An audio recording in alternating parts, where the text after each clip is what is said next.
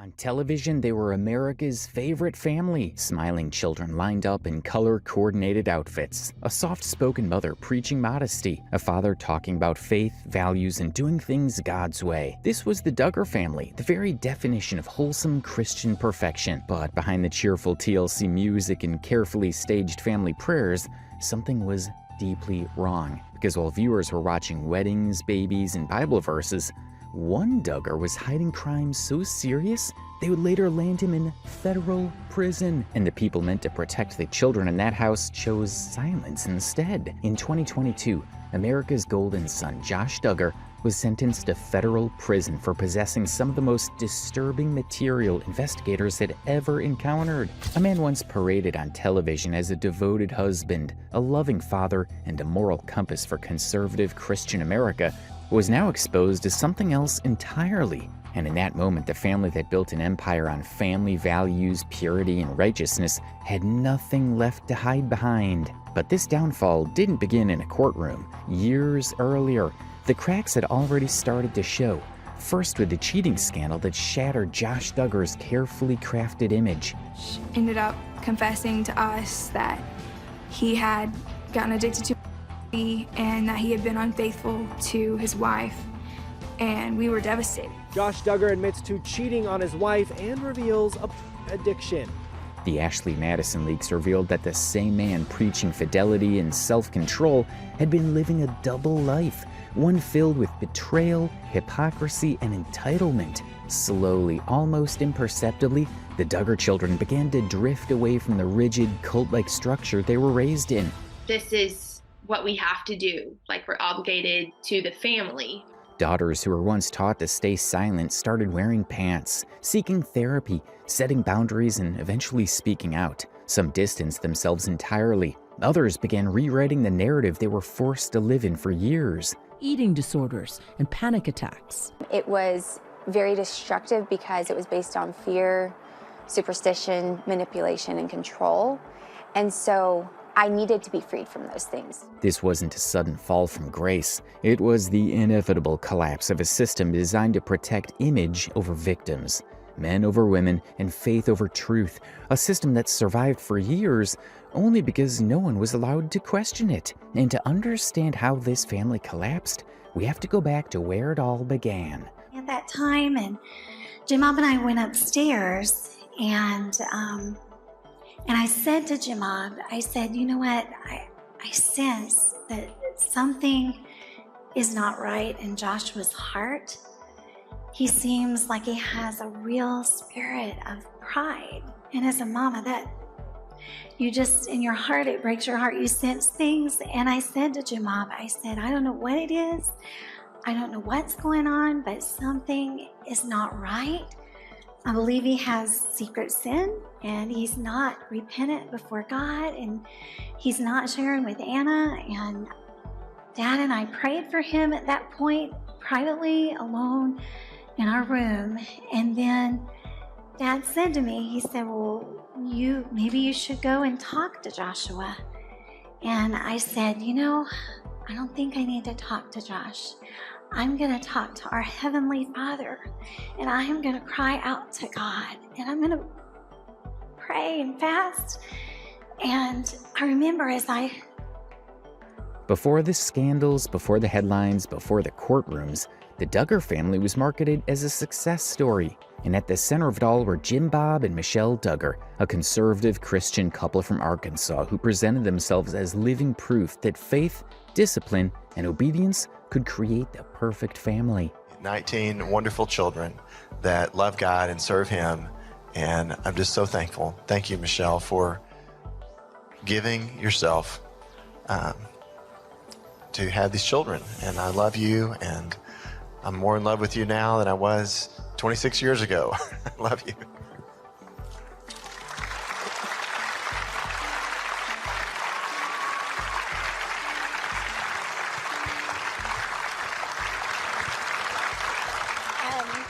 I had all these things I felt like I wanted to say, and I can't remember one thing. I just, I think, wow, that was precious. And I know how honored I am and how humbled at the same time for just the expressions of gratefulness. And I realize that the reason that we're all here is because of life, and that God is the giver of life. Jim Bob was the confident patriarch, the decision maker, the provider. At 7, it was so difficult because we had all these little ones and they had all these needs. We were their playmates. We were the ones to change all the diapers and to take them places and do everything. And it was very overwhelming. And Michelle would have days where she would call me and say, I'm just overwhelmed. The house is a mess. I can't get anything done. Michelle, soft-spoken and endlessly cheerful, embodied the role of the joyful, submissive mother who claimed fulfillment through motherhood alone. It's actually sad to see how Michelle was gradually manipulated and molded into a role where she came to believe the things she was passionate about or enjoyed were wrong or even degrading. Her own desires and interests were suppressed because her identity became defined entirely by responsibility for others' desires. There were other things that I began to learn. I was involved in cheerleading and gymnastics, and there was a lot of things that I did that I had no clue were such a distraction. So Michelle, when Michelle thought that she was out being a cheerleader and kind of dancing around out there in a short skirt, she thought all these people in the crowd, all these guys were getting excited about team spirit. And she had no clue how guys thought. And how defrauding that was. Because defrauding is stirring up desires in someone that cannot be righteously fulfilled. And not having had someone to speak into my life, an adult that cared and loved and shared truthfully how this was a stumbling block, I just naively would mow the grass thinking I'm going to get sun and get some vitamin D and sunshine in a swimming suit. Totally immodest, and couldn't understand why the neighbors across the street did not like our family. But this little teeny bopper out there just naively causing her husband, probably her sons, to be defrauded. No clue had I ever understood those things back then. But God, in His mercy and His love, began to reveal these things to me. And it really was real to me because I thought, you know what? I went back to my high school. And this is the ideology you'll see over and over again throughout this story. Both parents genuinely believed that when something went wrong, it was always the woman's fault. Issues like molestation or harassment were often minimized, blamed on the girls themselves, or attributed to how they were dressed. The same rigid rules and expectations were then applied to their daughters. Parents have really encouraged us from when we were little kids to always make things right and ask for forgiveness. My mom always says, you will never go wrong if you humble yourself. And so purposing to, when we are having those bad attitudes or, there's different ones that are just irritated and stuff, to sweetly talk to them, or if it's ourselves, just to really listen to that person that's trying to encourage us to have the right attitude. So yes, the daughters were constantly expected to meet these unrealistic standards, to act, dress, and behave in ways that left little room for individuality. And we're going to talk about this in detail because it's one of the most disturbing aspects of the Duggar household, the very system that would ultimately contribute to the family's downfall. But to fully understand how this came to be, we first need to take a closer look at the lives of their parents, Jim Bob and Michelle, and how their beliefs and choices shaped everything that followed. James Robert Duggar was born in Springdale, Arkansas on July 18, 1965. He was the son of James Lee, Jimmy Lee Duggar, and Mary Leona Lester, a couple who would later play a quiet but influential role in shaping his conservative worldview.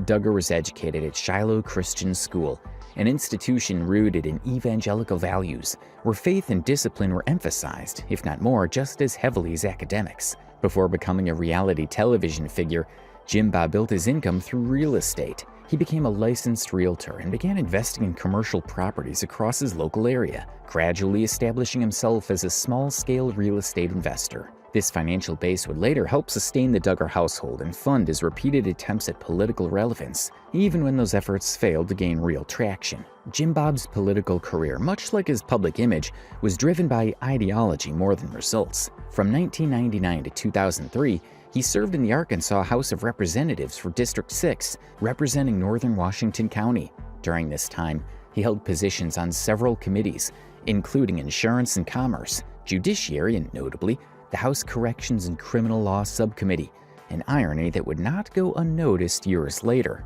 While he did manage to win re-election once, his influence within state politics remained limited. However, there is one thing he succeeded at, which was building a huge family for himself. Jim Bob met Michelle Rook at a church in Arkansas when Michelle was 16 and he was 18. Michelle attended Westwood Elementary and later Springdale High School, where she was a cheerleader.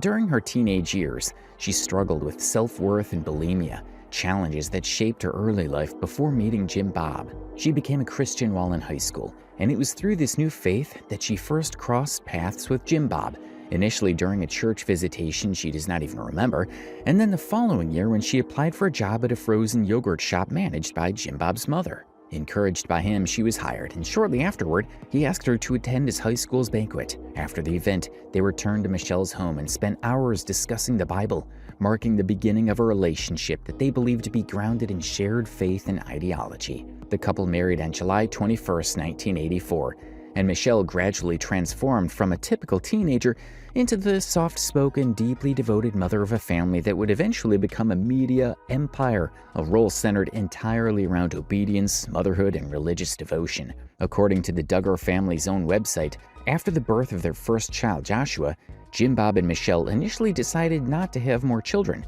and Michelle even went on birth control. But fate, or as they believed, God's will, had other plans. Despite the contraception, Michelle became pregnant again, news that surprised them both, yet filled them with joy. Tragically, she suffered a miscarriage during her second or third month of pregnancy. The experience deeply affected the couple, and in their own words, became a moment of spiritual reckoning. They interpreted it as a sign of repentance for having once considered limiting their family and committing themselves to having as many children as God would give them. From that point onward, the Duggar family embraced the principle of children as blessings wholeheartedly, eventually raising 19 children under this belief. That was painful. And at that point, we were so grieved about this, and we asked a doctor, and he said, yes, sometimes a pill will allow you to get pregnant, but then it can cause a miscarriage. And as we started studying the Bible, and the Bible says that children are a blessing and a gift from God and a reward from Him, we just really felt like that we need to give this area of our life to God. We prayed, we said, Father, forgive us and give us a love for children like you love children. And we gave that area of our life to the Lord. And right after that, God blessed us with twins. And then another one, and another one, and another one, and another one. And before we knew it, we had so many little ones and just two of us. And I think we began to go, oh my, what do we get into? Together, he and Michelle, they built their brand. That brand exploded onto television in the early 2000s with TLC specials that would eventually become 19 Kids and Counting. This is the story of my family. We're the Duggars. That's me. I'm Michelle. So yeah, the premise was simple, but shocking enough to draw millions of viewers. A couple that rejected birth control entirely and welcomed as many children as God chose to give them. In a culture where large families were becoming rare, the Duggars stood out, not just because of the number of children, but because of how proudly they rejected modern norms. However, the Duggar family's journey into television began long before 19 Kids and Counting. In September 2004, they appeared in a Discovery Health Channel documentary titled 14 Children and Pregnant Again, which introduced audiences to their unusually large family and conservative lifestyle. Family, a fundamental social group consisting of one or two parents and their children. In the United States, the average family has 2.013 children.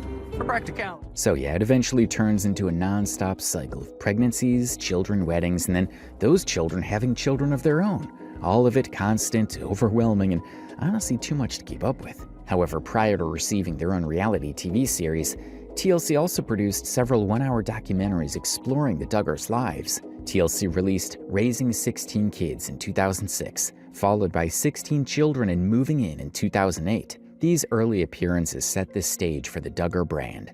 wholesome, devout, and seemingly idyllic, long before the scandals and controversies would later overshadow their fame. TLC packaged the Duggars as wholesome, harmless, and inspirational. Viewers were invited into their home to watch chore charts, family prayers, modest fashion discussions, and carefully staged moments of chaos that always ended in smiles. The message was clear. This family wasn't just surviving, they were thriving. Central to that image were the Duggars' values. Well, our goal is to have a godly home where we raise our children to love the Lord and to serve each other and to have servants' hearts, and for them to realize that the world doesn't revolve around them.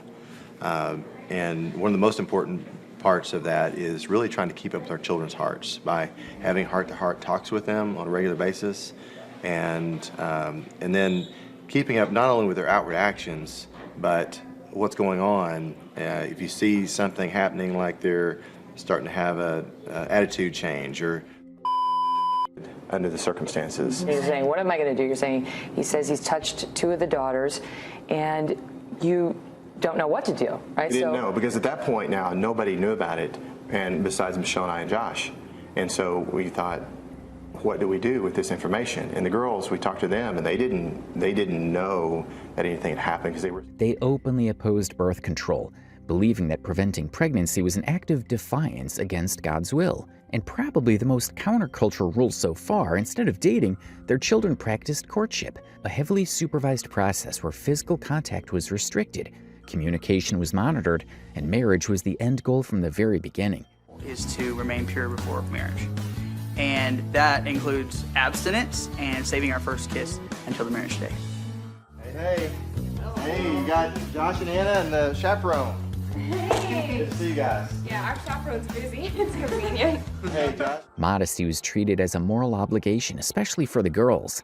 Skirts, long sleeves, scarves, and strict appearance rules became a visual marker of obedience and purity. The girls were not even allowed to wear pants. They quite literally designed a special fire skirt just so they could volunteer at a fire department. The department required dress uniforms for public events, including EMT functions, and suitable skirts were not available for purchase. Standard EMT uniform pants were selected as the base material due to their fabric, length, and pocket placement. The pants were unhemmed and provided sufficient material for alteration. Several family members with basic sewing experience worked together to convert the pants into skirts. Measurements were adjusted, seams were opened, excess fabric was repositioned, and hems were added. One pair was used for initial testing to confirm the design and fit. The remaining uniforms were completed afterward using the same method. After completion, the skirts were delivered for fitting. Minor adjustments were available if needed, but the uniforms fit as intended. The uniforms were later shown to fire department leadership for approval before being placed into use. The no pants rule was actually enforced so strictly that Ginger later spoke about how she would cry whenever she saw her friends wearing pants, feeling guilt and fear over something completely normal. Yeah, same. I remember when a couple close friends started wearing pants, and I was like so brokenhearted over it. I remember crying over one friend, just thinking, oh, why are they doing that? She also talked about how huge it was for her family when she actually started wearing pants after moving away and getting married, and she had to call and discuss it with them. The need to call them up and yes, let them know. Because it's a big enough thing in my family. Like, that's huge. Okay. It might seem so small, like Tara said, it seems so insignificant to so many, but for my family that was massive. And so I wanted to let them know, regardless of how things go, like, And let's not forget the way they chose to tell Ginger she was allowed to wear pants, treating it like a major decision rather than a basic personal choice. There's a lot in the media saying there is conflict between you guys about your choice to wear pants. Is there conflict? Right. I know a lot of people have had different speculations or ideas or whatever about conflict between us over the matter of pants. We had conversations before I started wearing pants, and just shared my heart with them where I saw the Lord leading me. I was really grateful for their response, and just, as I said, just to walk with the Lord convictionally and to seek to honor Him and to maintain modesty. And so I think I'm really grateful for their hearts and how they've just instilled that in us kids. It's okay that my kids may have different convictions than me. I know that He's leading them. And that's the most important thing, is their walk, their relationship with God. And they really love the Lord. Aww. And I honestly can say, I have no greater joy than to hear that my children walk in truth It brings my mama heart so much joy. You're so precious, Ginge. Thank you. Love you. Some of the other rules the Duggar girls were forced to follow also revolved entirely around clothing and appearance. They were required to wear tank tops underneath their shirts at all times, just to make sure there was never even the slightest hint of a neckline showing. Wardrobe, I would say one of the key components is tank tops. Tank tops. We like to have our tank tops a little bit higher. Modesty standards and that sort of thing, like trying to bring up necklines on shirts and stuff. Gotta have about 30 of those around for all of us girls. It's hard to find those tank tops that aren't gonna scoop real low.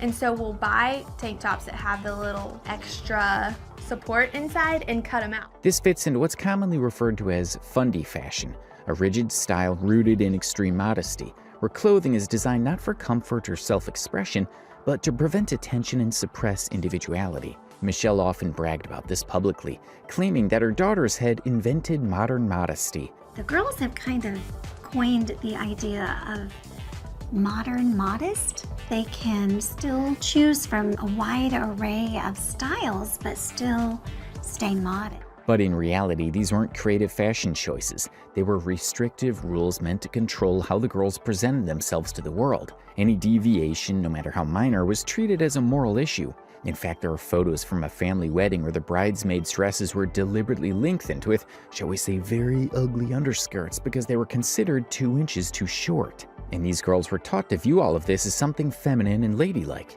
To be feminine and to look like a lady. Honestly, looking at these rules and the way they were framed as traditional values, it feels less like the early 2000s and more like something pulled straight out of another century.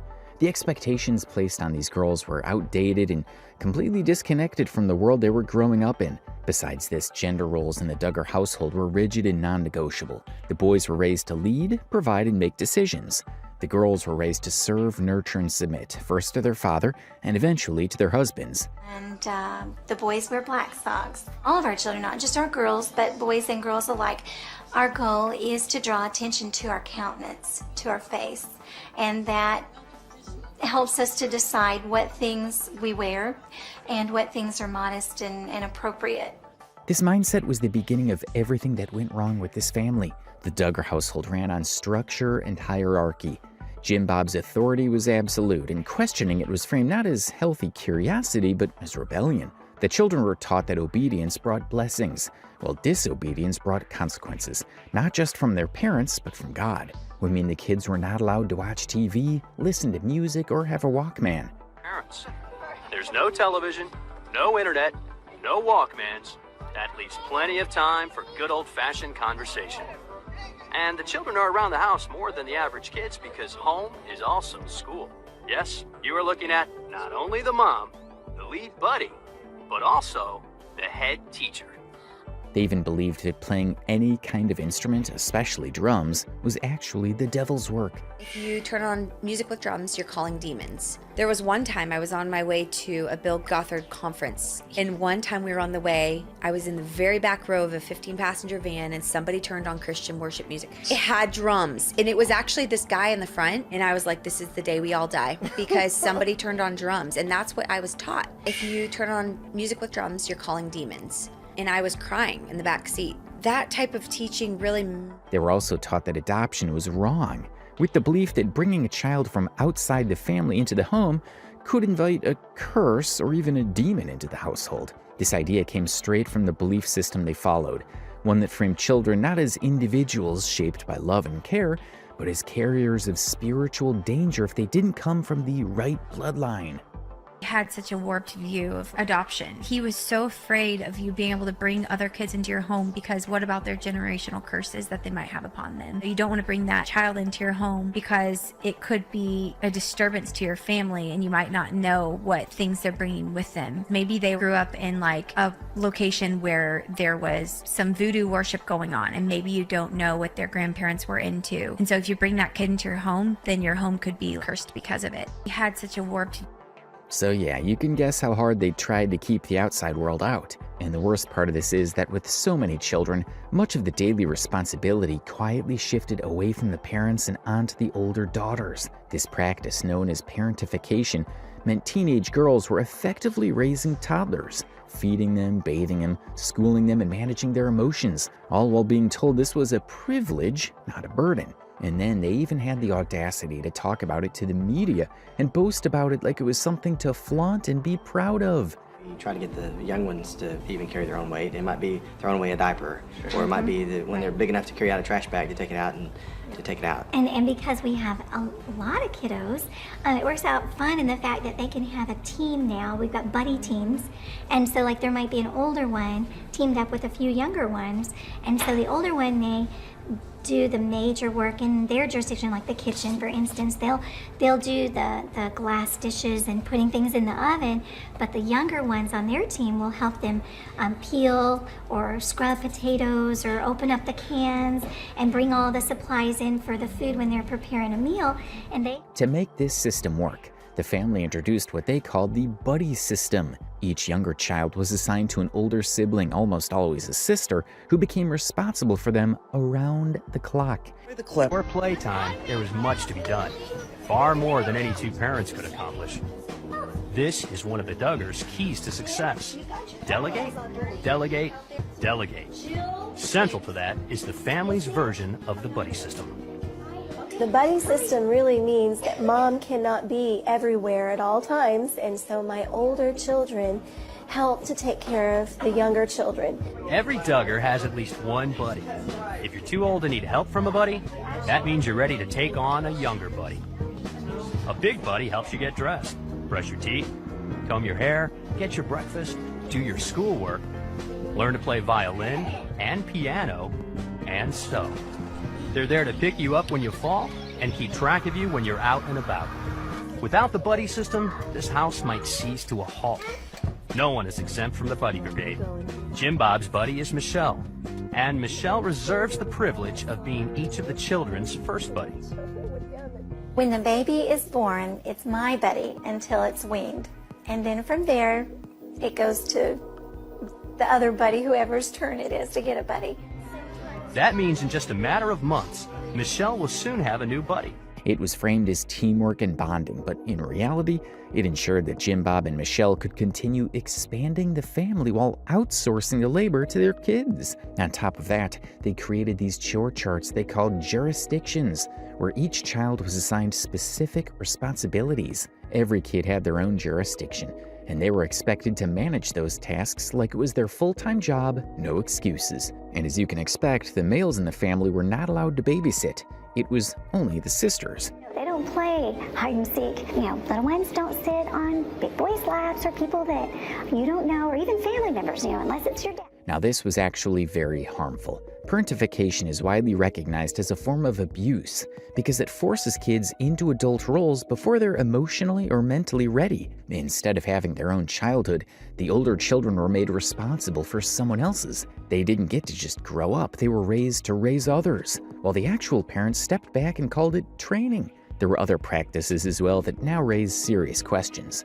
One of them was blanket training, a discipline method where very young children were taught to obey commands through physical correction. Many people were immediately horrified by this form of training because of how restrictive it was.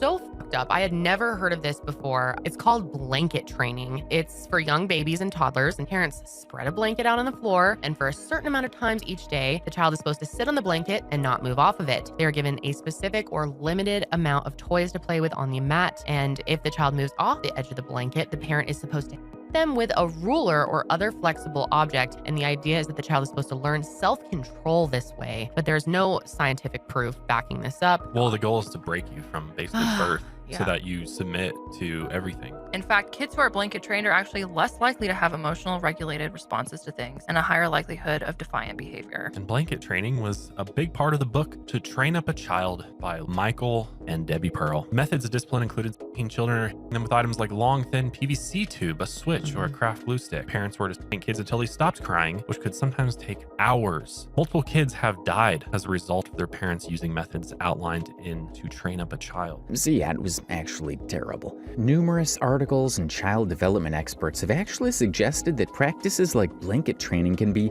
extremely psychologically harmful, increasing the likelihood of obedience in harmful situations and impairing a child's ability to make decisions freely without fear. What was presented as discipline or faith-based guidance, critics argued, could actually stunt emotional growth and create long-lasting anxiety in children. Blanket training was something that was taught to the family and the community to do as early as 6 months with babies. It was a form of obedience training. Mom would say, hey, we're going to go do blanket training. Get your brother, your sister, who's only 6 months old, put him on a blanket, put a toy off the blanket where they might want to reach it, and then literally hit them or smack them so they don't want to reach the toy. Literally hitting a baby. I had to make sure I was watching this right. And they say that this form of obedience kind of kills the spirit of the baby. It makes them want to not go out and do those things. For me, I was just reflecting back on myself and my motherhood and laying my baby on a blanket and putting a toy how to reach off the blanket. What I wanted my baby to do was reach that toy, go get that toy, roll over. To think that the family was punishing that curiosity truly broke my heart. Still, none of this stopped the Duggar family from becoming reality TV royalty. To millions of viewers, they weren't extreme. They were different, and that difference was sold as admirable. A family that claimed to have all the answers in a chaotic world. But the image the Duggars sold to the public was carefully curated. As later events would prove, it relied on silence, compliance, and the unquestioned authority of the people at the top. Because the moment anyone began to question that image, their entire foundation started to crack. Now, if all of this already seems strange, restrictive, and unnecessary in the daily lives of the children, you're only just beginning to understand the belief system they were raised under. A system that dictated not just the rules and chores, but how these kids were taught to think, behave, and see the world. To truly understand the Duggars, it's not enough to look at the large family or their strict daily routines. Their worldview is shaped by a specific ideological framework rooted in the Institute in Basic Life Principles, or IBLP. Founded by Bill Gotthard in the 1960s, IBLP promoted an extreme form of evangelical Christianity that emphasized absolute authority for men, strict obedience for women, and a rigid hierarchical family structure. Now, we all know what kind of man Bill Gotthard was, and if you don't, we'll get into that shortly. But before we dive into the scandals surrounding him, it's important to understand the belief system that shaped the Duggars, as well as the homeschooling curriculum their children followed, called the Advanced Training Institute. For those of you who are not aware, this wasn't just a set of school books. It was a comprehensive program designed to teach obedience, reinforce gender roles, and instill Gotthard's strict ideology in every aspect of the children's lives. Under this system, the father was considered the ultimate decision maker, a spiritual and practical authority whose word was final. Women were expected to be submissive, nurturing, and focused entirely on their roles as wives and mothers. The Duggar daughters, for example, were taught that their value lay in modesty, obedience, and preparing to serve men. Sons were raised to lead, provide, and enforce these values, creating a family environment where power and control were deeply gendered. Talks about a wife doing her husband good and not evil all the days of her life. And I think that is what I say to my girls. You want to be your husband's biggest cheerleader. You want to be the one that always encourages him and doesn't put him down to other people, but really is that one to really do him good all the days of his life. And so that encompasses many things for a wife, because in every area of life, when you all are working through life together, you have many things that you can do that for him in. Sexuality was also strictly controlled. Gotthard's teachings, and by extension, the Duggars, promoted sexual repression and the idea that any romantic or sexual feelings outside the context of marriage were sinful. Girls were taught to keep sweet, a phrase emphasizing outward cheerfulness and silence even in uncomfortable or harmful situations. Netflix actually did a whole documentary on this topic. and what its impact on cult-like upbringing in Christian families. In other words, the Duggars family system was not just a matter of personal belief, it was an ideology that structured every interaction, every decision, and every punishment in the home, and ultimately allowed serious abuse to remain concealed for years. Looking back now, it's hard not to ask the same question over and over again. How did no one see this coming? Because long before any scandal made headlines, the Duggar household was already filled with moments that felt off. Talked about kind of rules of engagement. We're encouraging them to really try to keep themselves pure. You guys watch this. Don't try this at home. I think it's important for our kids to understand that mommy and daddy love each other. Here. Oh man, good job. Keep it there. You bend your knees a little bit like this. Okay. Bend your knees a little bit. One of the most frequently discussed details was Michelle Duggar's high-pitched, childlike baby voice. I had all these things I felt like I wanted to say, and I can't remember one thing. I just, I think, wow. On television, it was framed as sweet and gentle, but many viewers later found it unsettling, especially when paired with the fact that she was the unquestioned authority over a massive household. Critics have since suggested that this performative softness aligned perfectly with the keep sweet ideology, where women were encouraged to appear cheerful, submissive, and non-confrontational at all times, regardless of what they were actually feeling. We are way down with the responsibilities of caring for a family. It's easy for us just to want good character to happen. But why does she sound this way? Other families have a lot of similar goals in training their children. Talk to your daughters on a daily basis. And I said I would be honored to be his wife. It was such a blessing to be able to follow David's leadership. Able to share my struggles and my thought life with my parents. But why do so many Christian fundamentalist women think it's a good thing to sound like a little girl? One of the reasons is this book. Fascinating Womanhood came out in 1965, and it sold thousands, hundreds of thousands of copies and had 7 printings. The character that God wants us to have is actually a reflection of the nature of Christ. My prayer is that you will hear God's voice. Then again, there was the way the daughters were raised compared to the sons. The girls dressed in extremely modest clothing, long skirts, layered shirts, strict appearance rules, all justified as protection against temptation. And they didn't just enforce these rules on themselves, they constantly judged other people too, openly ranking how modest someone's clothing was. Modesty wasn't a personal belief for them. It became a tool to look down on others, measure worth, and quietly shame anyone who didn't follow their strict standards.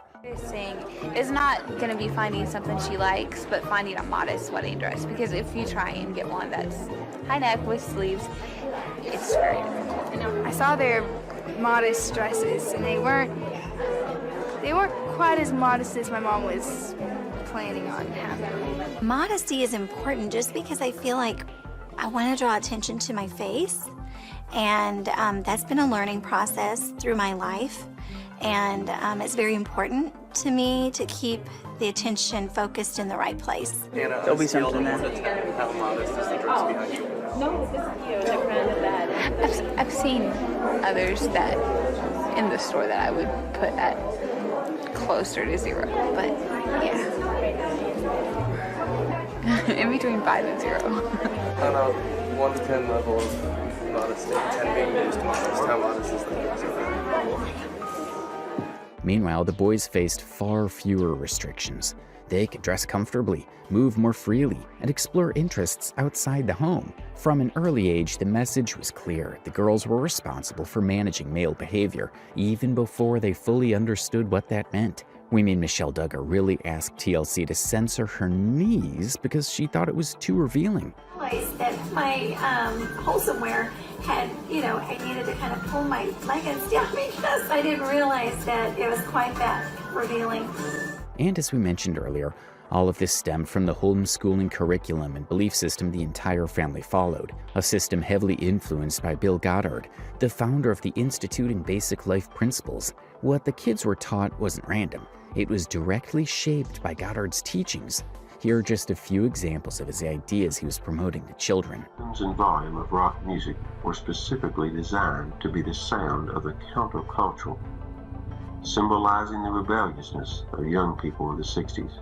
not only to their parents, but towards all authorities as well. The people who created this sound knew what it was and deliberately set out to infect America's young people with it. Rock music always travels in a quartet. Its partners are drugs, immorality, and rebellion. And if that doesn't already set off every warning bell, it's important to note that in later years, in 2014, Bill Goddard stepped down from his leadership position after nearly 30 women came forward accusing him of abuse and harassment.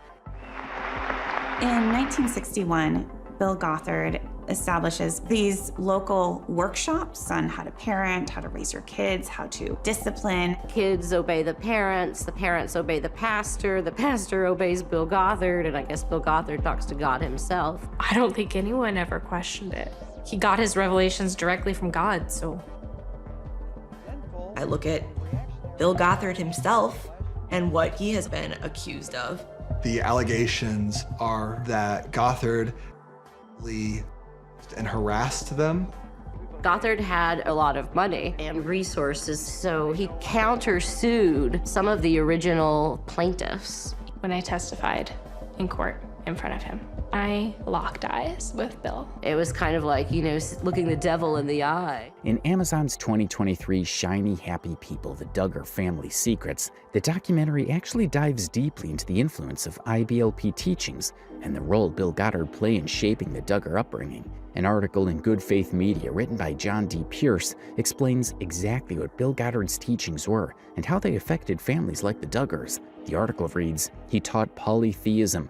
He told a bizarre story of a girl's vision problems being tied to her Cabbage Patch doll, which he claims was named for the Norse god of blindness. He granted enormous power to Satan over Christians, just a wee bit less than God, but only if one conforms to Goddard's teachings. A strict legalist, he presented faithfulness as primarily a bunch of do's with even more don'ts. His teachings, rooted in unyielding structures of male authority, were to be unquestioned. His overt sexism was revealed not only in his teachings, but also in his attempted jokes that demeaned women as nagging and inappropriately seeking nice things from their ruling husbands. So yes, the man who became famous for teaching godliness, purity, and modesty was the very same man preying on women behind the scenes. And this is a pattern you'll start to notice as we talk more about the guiding figures Josh Duggar had while growing up. Almost all of them were firm believers in the idea that they had the authority to control how the girls and women around them behaved, how they dressed, how they acted, and how they were expected to exist. However, other than this, like we previously mentioned, childcare was another glaring red flag in the teaching. Despite having two parents, the majority of daily parenting responsibilities fell almost entirely on the older daughters. Now, before talking about the older sisters, it's important to understand just how large the Duggar family actually was. Jim, Bob, and Michelle Duggar had 19 children in total, 10 daughters and 9 sons, all born between 1988 and 2009. Their first child, Josh, was born in 1988, followed by twins Jana and John David in 1990. Over the next 2 decades, children arrived in rapid succession.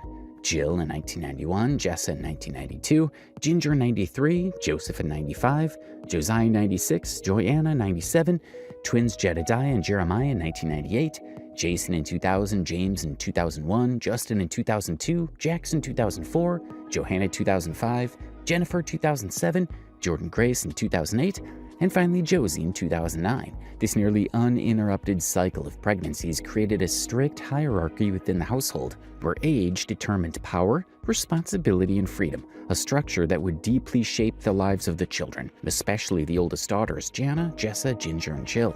They cooked, cleaned, homeschooled, bathed toddlers, and managed emotional labor, effectively acting as surrogate mothers. And like we said before, this wasn't occasional help, it was a permanent system. The boys were largely exempt from these duties, reinforcing the idea that caregiving was women's work and leadership was reserved for men. In one interview, Michelle even said that big boys don't babysit, and also that little ones don't sit on big boys' laps. Said we don't let, they don't play hide and seek. Little ones don't sit on big boys' laps or people that you don't know, or even family members, unless it's your dad. Now, this might sound strange at first, but there was a very specific reason this rule existed, and it all centered around the so-called golden child, Josh. The extent of this neglect became disturbingly clear when Jim, Bob, and Michelle were out of town and their youngest daughter, Josie, was just a year old at the time. suffered a seizure while under the care of Jana. Even more disturbing, this medical emergency was filmed by TLC's camera crew and later used as the opening scene of an episode of 19 Kids and Counting. Jim Bob and I were in Chicago in a meeting. We had an appointment there, and Grandma and Jana were the in-charge people back at home. Josie had been completely normal up until this point. She was running around playing. James walked in and she was like, "Acting?" And then James was like, "She's having a seizure." He asked her, I guess, a question, and she didn't really respond, was just kind of sitting there staring, and then started jerking. And so then he knew immediately, okay, that's a seizure, that's a sign of a seizure. And so he ran and got me. I'm gonna call you. Put your ear on.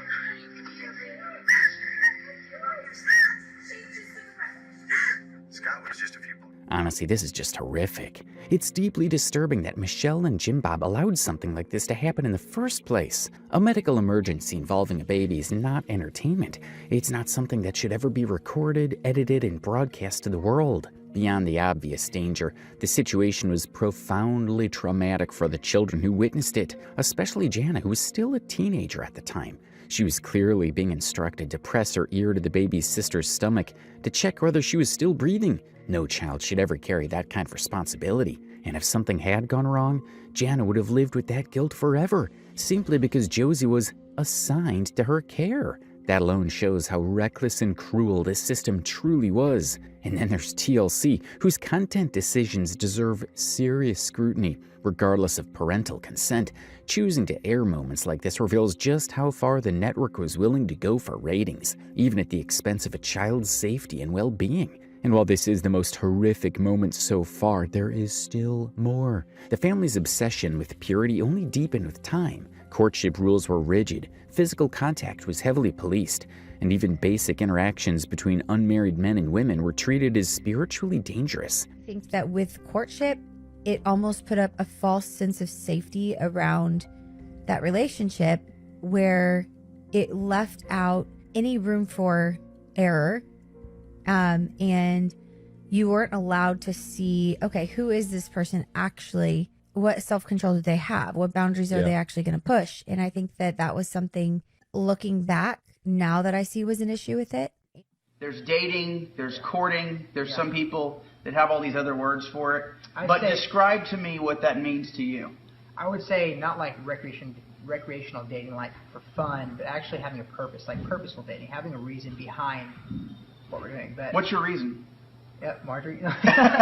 You got to watch a lot of us going through different relationships, all different walks of life, but you're able to find the common things that you can set together. And you may be saying, hey, we're going to draw our line here. Some people say they'll draw it over there. I know for Anna and I, we say let's draw the line on not cheating on your wife, and also not getting convicted for child. In addition to strict courting rules, home births were also the norm, even in high-risk situations, often framed as a demonstration of faith rather than a medical decision. I will say, when it comes to birth, there is a certain, I don't know, there can be a judgment or like a feeling that you feel if you don't do everything super holistic. And I think that that can be an imbalance because, for instance, a lot of my sisters, they chose to have home births for like, you know, one of their kids, some of them a couple of their kids. Most of them were transported, had issues in their pregnancy, in their labor. And once again, control and ideology took precedence over individual well-being. And like we mentioned earlier, looming over all of this was Josh Duggar, the oldest son. He was treated differently, given more freedom, more trust, and far more leniency. Josh was clearly the golden child, the heir to the Duggar name. While the girls carried the weight of responsibility and restraint, Josh was praised, elevated, and protected. On its own, each of these details might have seemed harmless or just old-fashioned, but together they formed a pattern built on control, silence, and unequal power. The warning signs weren't hidden, they were televised. And this brings us to the most important topic of today's video: Josh Duggar and the actions that would eventually take down the entire Duggar family empire. The first and most disturbing red flag appeared when Josh confessed to his parents that he had been abusing 4 of his younger sisters as a child, and how his parents responded or failed to respond would set the stage for everything that came after. Under the circumstances. You're saying, what am I going to do? You're saying, he says he's touched 2 of the daughters, and you don't know what to do, right? We didn't know, because at that point now, nobody knew about it, and besides Michelle and I and Josh.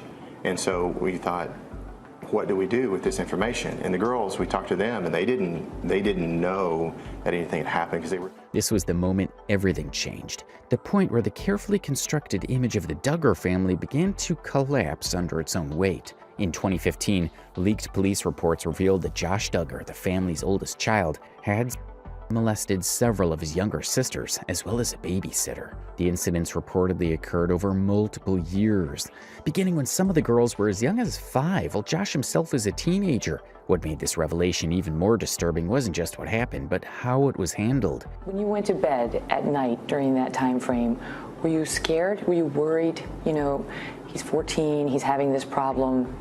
What's going to happen when we go to sleep?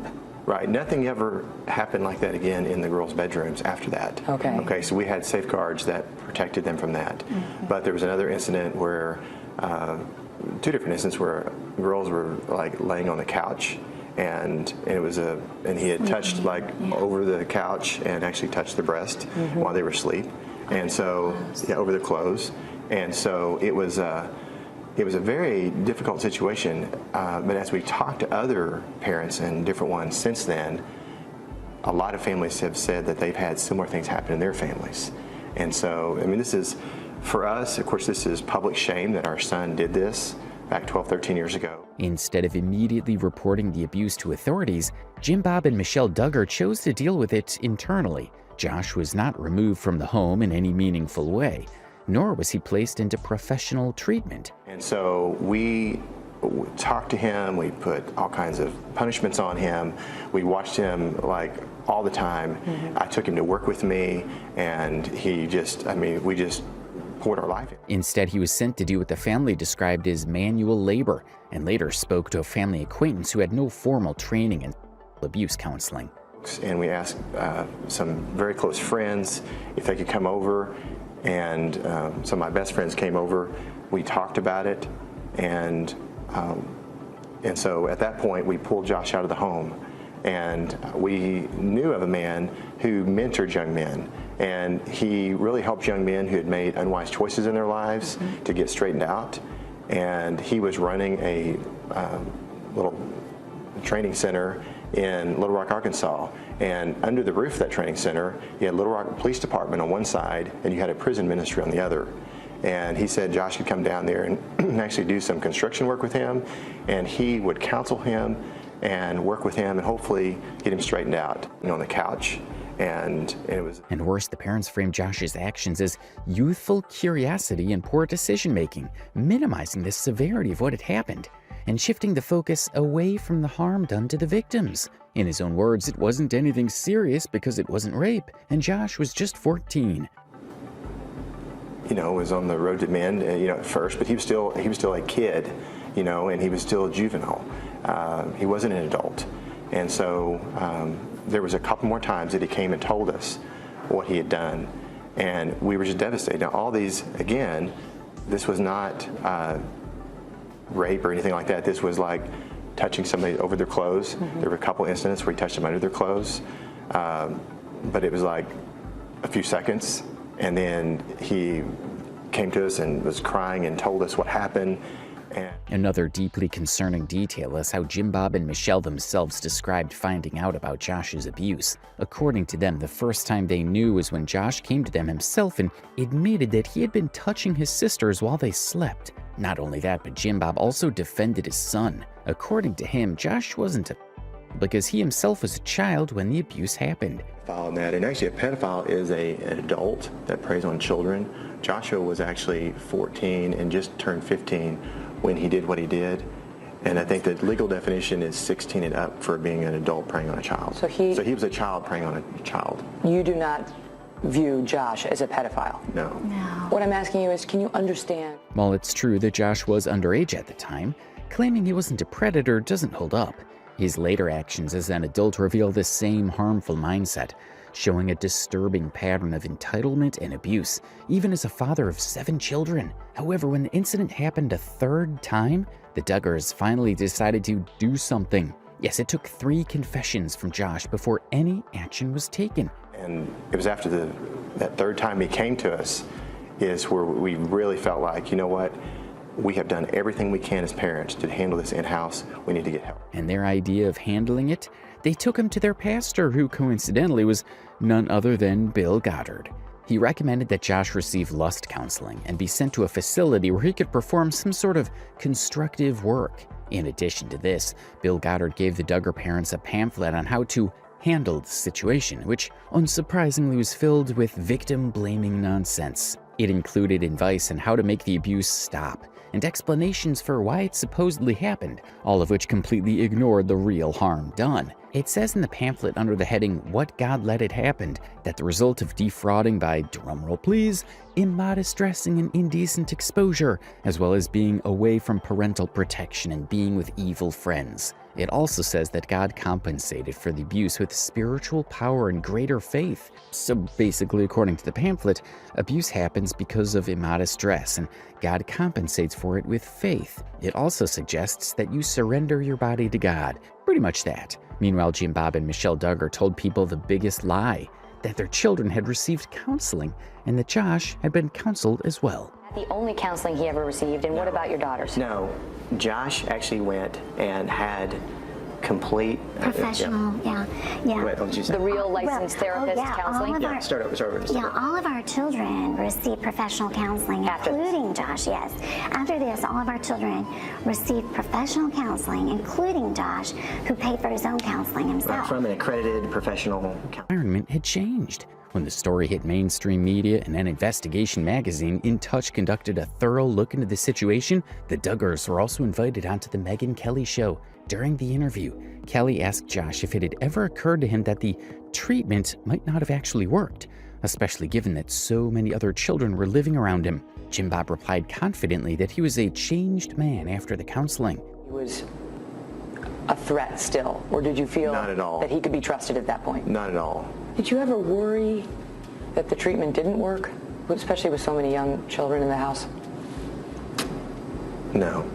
Josh was a changed person, and it was evident in his life. We can only imagine how Jim Bob might be biting his tongue right now. While all of this was happening back in the day, the report about Josh's abuse didn't come to light until 2015. When it eventually surfaced, it exposed a shocking contrast between the perfect family image the Duggars had presented publicly and the reality of what the girls had endured in private. Even more disturbing, the information didn't reach the police through the family at all. The Duggars never contacted law enforcement, instead choosing to protect Josh.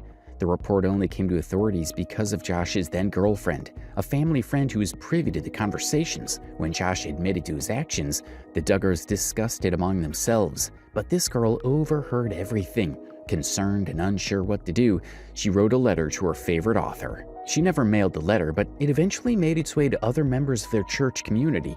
From there, it was sent to Oprah Winfrey's company, Harpo Studios, just as the Duggars had planned appearances on her show. The chain of events shows just how little the family wanted the truth exposed, and how much they prioritized protecting their image over protecting their children. Oprah's team eventually forwarded the letter to the police, and a formal police report was filed. Unsurprisingly, Oprah Winfrey immediately canceled the Duggars' scheduled appearance on her show. According to the police report, an unidentified person had written a letter years ago describing an incident where Josh had been assaulting his sisters. The undisclosed person placed the letter inside a book. It is unknown who wrote the letter, and Jim Bob and Michelle will not disclose who wrote the letter. The book was loaned out to a member of the Duggars' church, and the letter was found.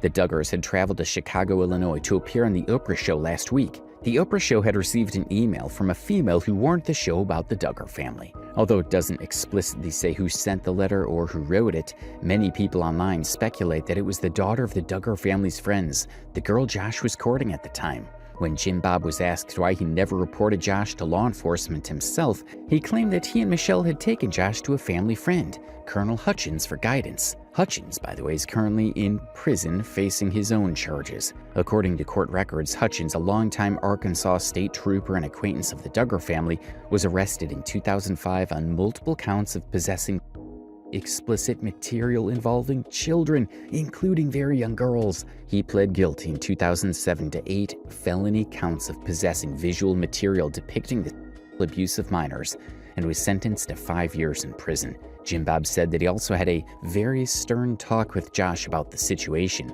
This perfectly illustrates what we meant earlier. Josh simply didn't have the right men guiding him as a child, and honestly, not even a decent mother. His father was deeply influenced by a system that blamed women for men's behavior, a mindset reinforced during his lust training and by the men he spent time with. In that environment, a man looking at women inappropriately could be excused, while the supposed fault was placed on the length of a skirt or the way a girl dressed. Now, that does not excuse Josh's actions in any way, but it does highlight how vile and abusive the system he grew up in was. And yes, a portion of the blame falls directly on Jim Bob and Michelle Duggar for creating, maintaining, and enabling that environment. The timing of the leak triggered massive backlash, leading to the immediate cancellation of 19 Kids and Counting by TLC. The wholesome, faith-centered brand that had been built over a decade unraveled almost overnight. But perhaps the most troubling aspect of this scandal was how the victims were treated afterward. The Duggar daughters were expected to forgive publicly and quickly, with forgiveness framed as a moral obligation rather than a personal process. A couple years, just Josh being able to prove to us and to the family that he was worthy of being trusted, and really that relationship was restored between all of us siblings.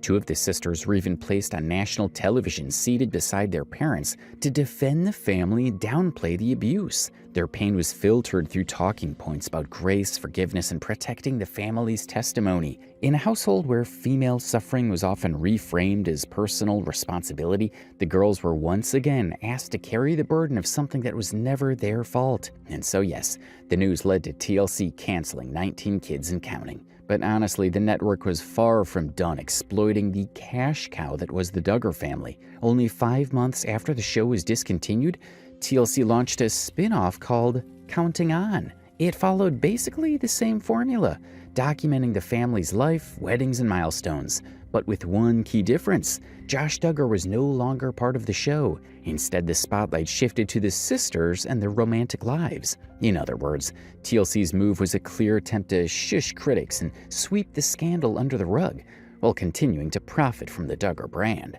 Josh himself released a very brief and many would say pathetic apology, claiming he had learned from his mistakes. But the reality is that the apology did little to repair the damage or account for the long-term harm his actions caused. And in many ways, it felt like another step in the family's attempt to protect their image. But the Duggar story didn't end with the molestation revelations from the early 2000s being leaked in 2015. What followed over the next decade would compound the family's public humiliation, reveal deep hypocrisy, and ultimately lead to the collapse of the Duggar media empire. In 2015, just months after 19 Kids and Counting was canceled following the molestation report leak, another scandal hit Josh Duggar's public image, this time related to his marriage. Josh married Anna Duggar in 2008, while they were both just 20 years old. Like almost every Duggar before them, they started having children quickly. By the time the molestation revelations and the Ashley Madison leak surfaced in 2015, Josh and Anna already had 4 children,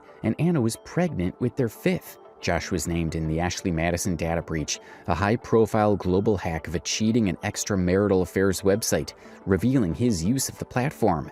Now, if you guys aren't familiar with Ashley Madison, it's a dating website designed for married people looking to have affairs.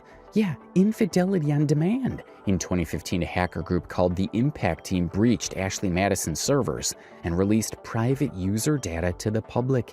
And guess who showed up in the leaks? Josh Duggar. Not only did he have 2 separate accounts on the site, but he also paid for a guaranteed affair. This wasn't just a minor slip-up.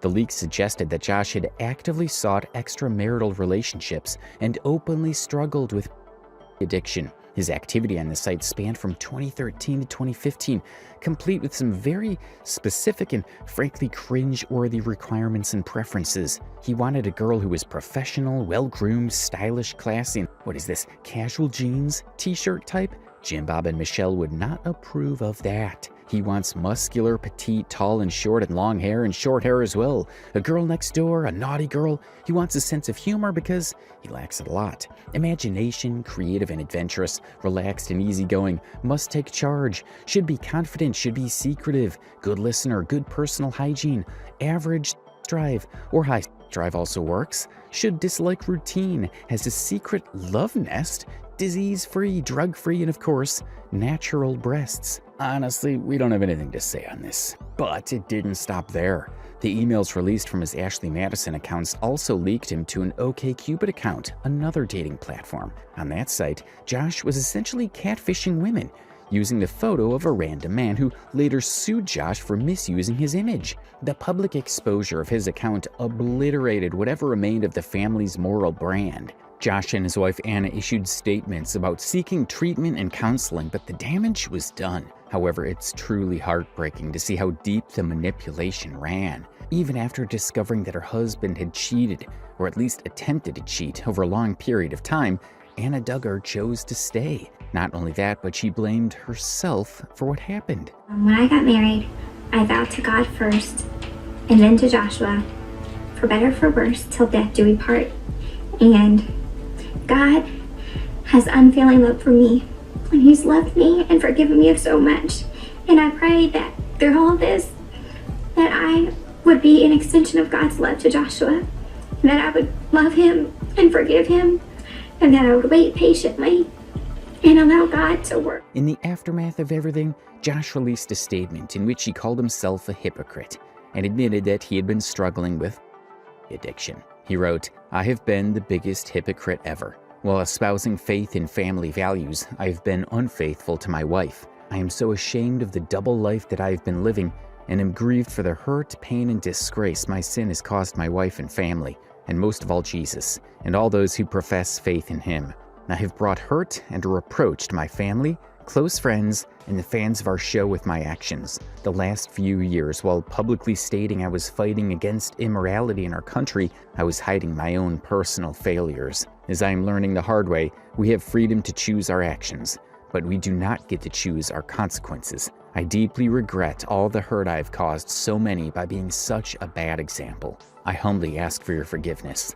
Please pray for my precious wife Anna and our family during this time." However, another thing that happened was that as the older Duggar children became adults, a major shift began to occur. They started pushing back against the rigid control of Jim Bob and Michelle. What was once presented as a happy, wholesome family life began to look like something far more restrictive. Jill Duggar was one of the first to visibly distance herself from her parents' authority. She and her husband, Derek Dillard, publicly criticized Jim Bob's financial control and micromanagement, revealing private tensions that had never been seen on TV.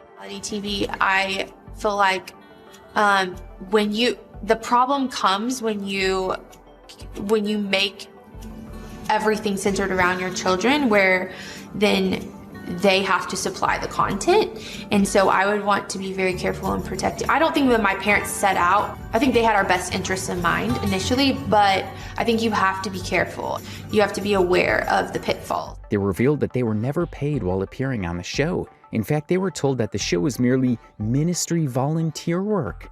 One of the main themes of the book is this toxic patriarchy, this idea that parents maintain control of their children into adulthood. The couple say Jill's father, Jim Bob, treated them harshly for trying to step back from the show. Jill claims he asked her to sign a paper on the eve of her wedding, but refused for months to show her the full filming contract she unknowingly signed. I feel like I was tricked into it. Derek, you're a lawyer, and you referred to this contract as a fraud. Yes, yeah, and I still believe that. I stand behind that. It was a contract that we wouldn't have agreed to based on the terms that were given. Jill says she filmed over 200 episodes and 24 specials with her family, but never received a paycheck until she confronted her father about it. The idea that you weren't paid and yet your wedding attracted 4.4 million viewers. You were in many ways the stars of the show. Yeah, even the show soon after that was named Jill and Jessica Counting On, and we still weren't seeing income even at that point. You write openly you got a check for $175,000, but the revenue you generated, one could argue, was considerably more than that. Yeah. The amount of manipulation here is insane. Imagine how long their show ran. these kids were a huge part of it.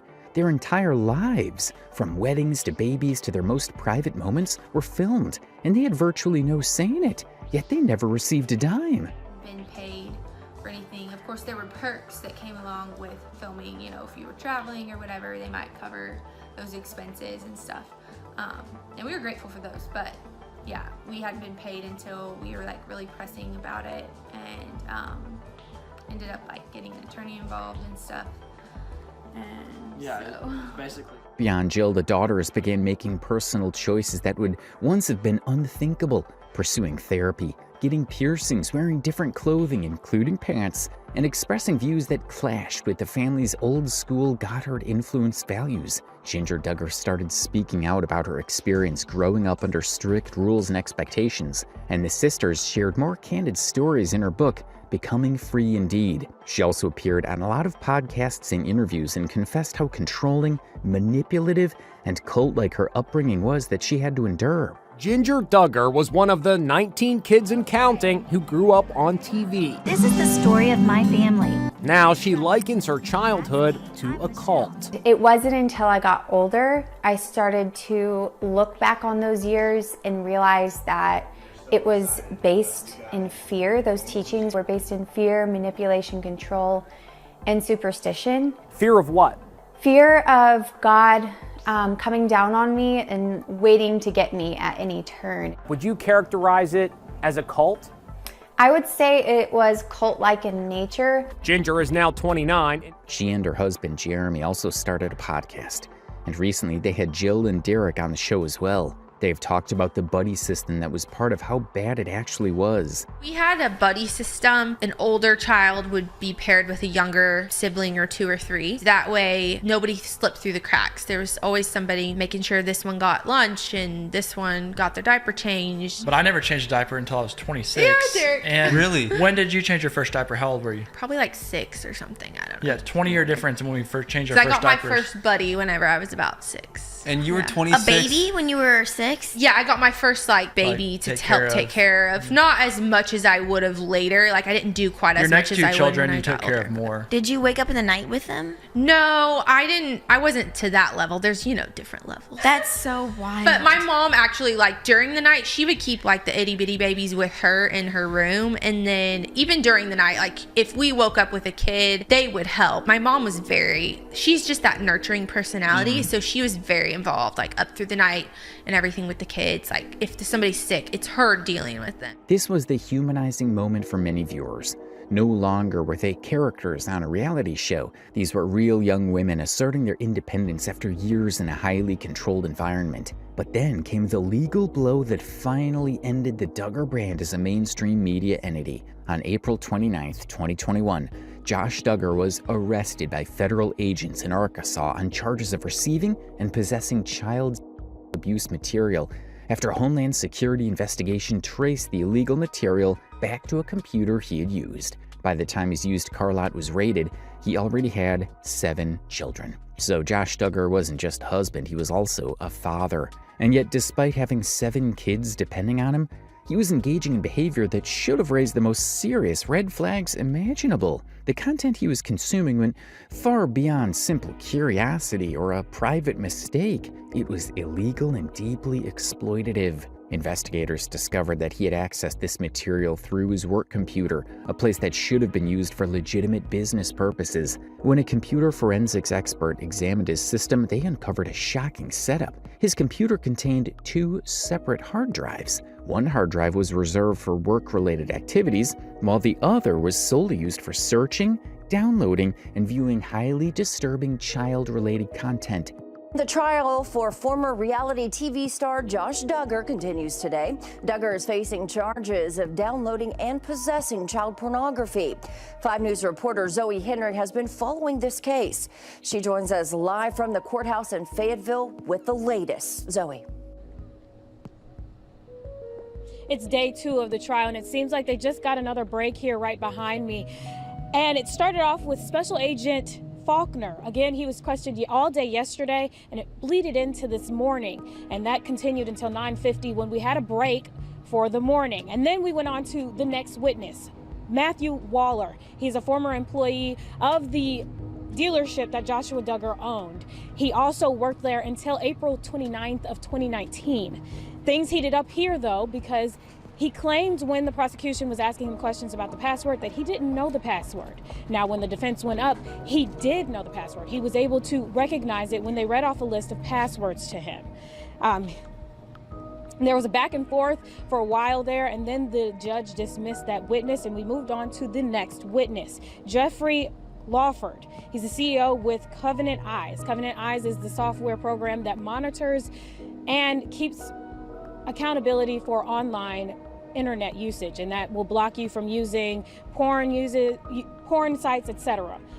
I'll have more details on that coming up. The deliberate separation of these drives suggested premeditation and awareness of wrongdoing, highlighting just how troubling and dangerous his actions were, especially for someone who was entrusted with the care of his own children. Another shocking detail that came to light during this time was that Josh Duggar was actually using a program called Covenant Eyes, which is designed to help people resist consuming illicit content. The software works by monitoring a user's activity and sending notifications to a trusted accountability partner if any slips occur. In Josh's case, the accountability partner was none other than Anna Duggar. Yet despite this system being in place, he continued to browse highly inappropriate and illegal material. The fact that he even maintained a separate hard drive for this content demonstrates a deliberate effort to hide his actions and avoid accountability, making it all the more disturbing that someone who is a father of 7 children was engaging in such behavior while supposedly under constant supervision. Here's a recording from Josh Duggar's investigation,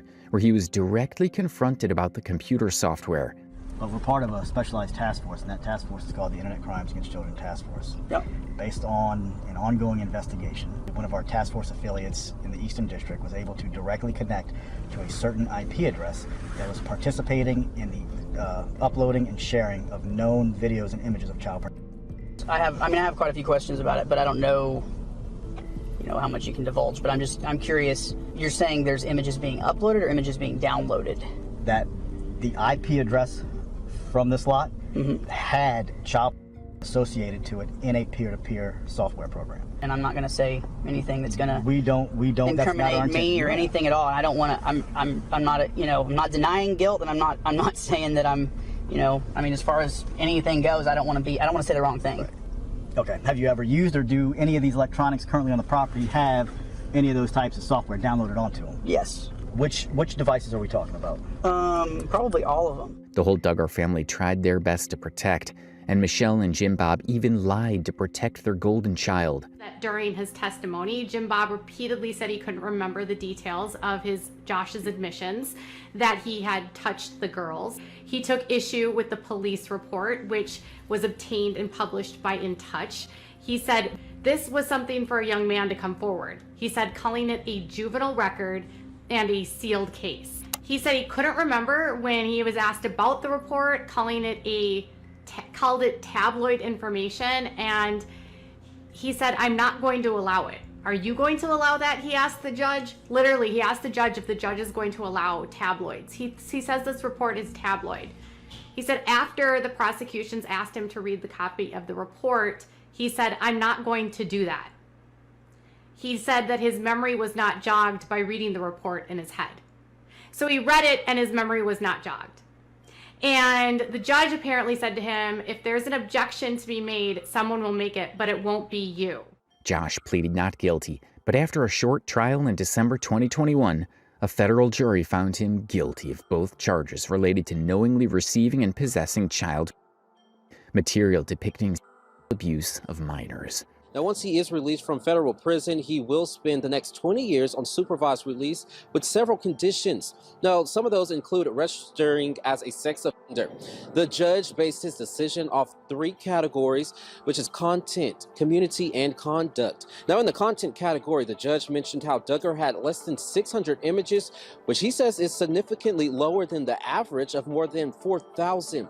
However, the judge says the type of images Duggar had are some of the worst he has seen, saying that he cannot get some of the images out of his head. And as far as conduct, the judge mentioned how Duggar went to extreme lengths to make sure that his activity was undetectable.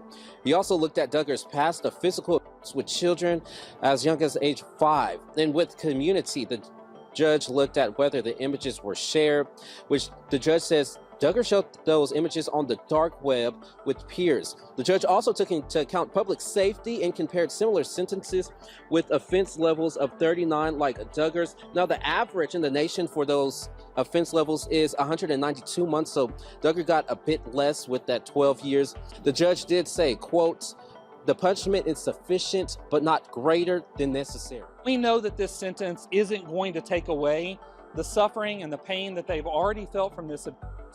But it is our hope that this sentence sheds light on this very dark criminal conduct, because every single time these files are traded, shared, and downloaded online, those same children are victimized all over again.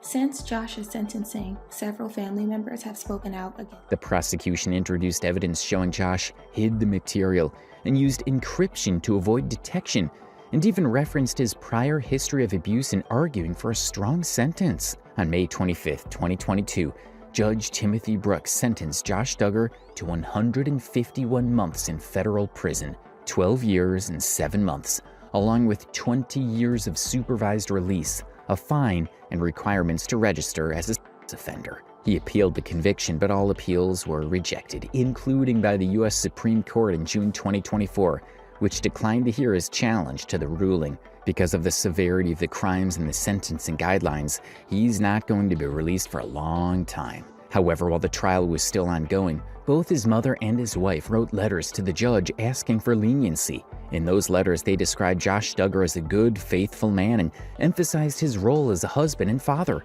portraying him as someone who had lived an otherwise upstanding life. This was happening despite overwhelming documented evidence that told a completely different story, one that directly contradicted the image they were trying to protect. Anna Duggar wrote in her letter, "Joshua has worked hard to provide for me and our now 7 children. Joshua is an engaged dad who gladly throws a football with his sons, listens to our daughters play a new song they've learned on the piano, helps answer homework questions, or lends a hand sweeping up spilled crackers." It's honestly quite disturbing and heartbreaking to watch a woman whose husband cheated on her and consumed content that most people would find utterly repulsive still write to a judge asking for leniency on his behalf. At first, it might seem naive or tragic, even sad, but at some point that sadness turns into anger, because the loyalty becomes so blind that it completely erases the line between right and wrong.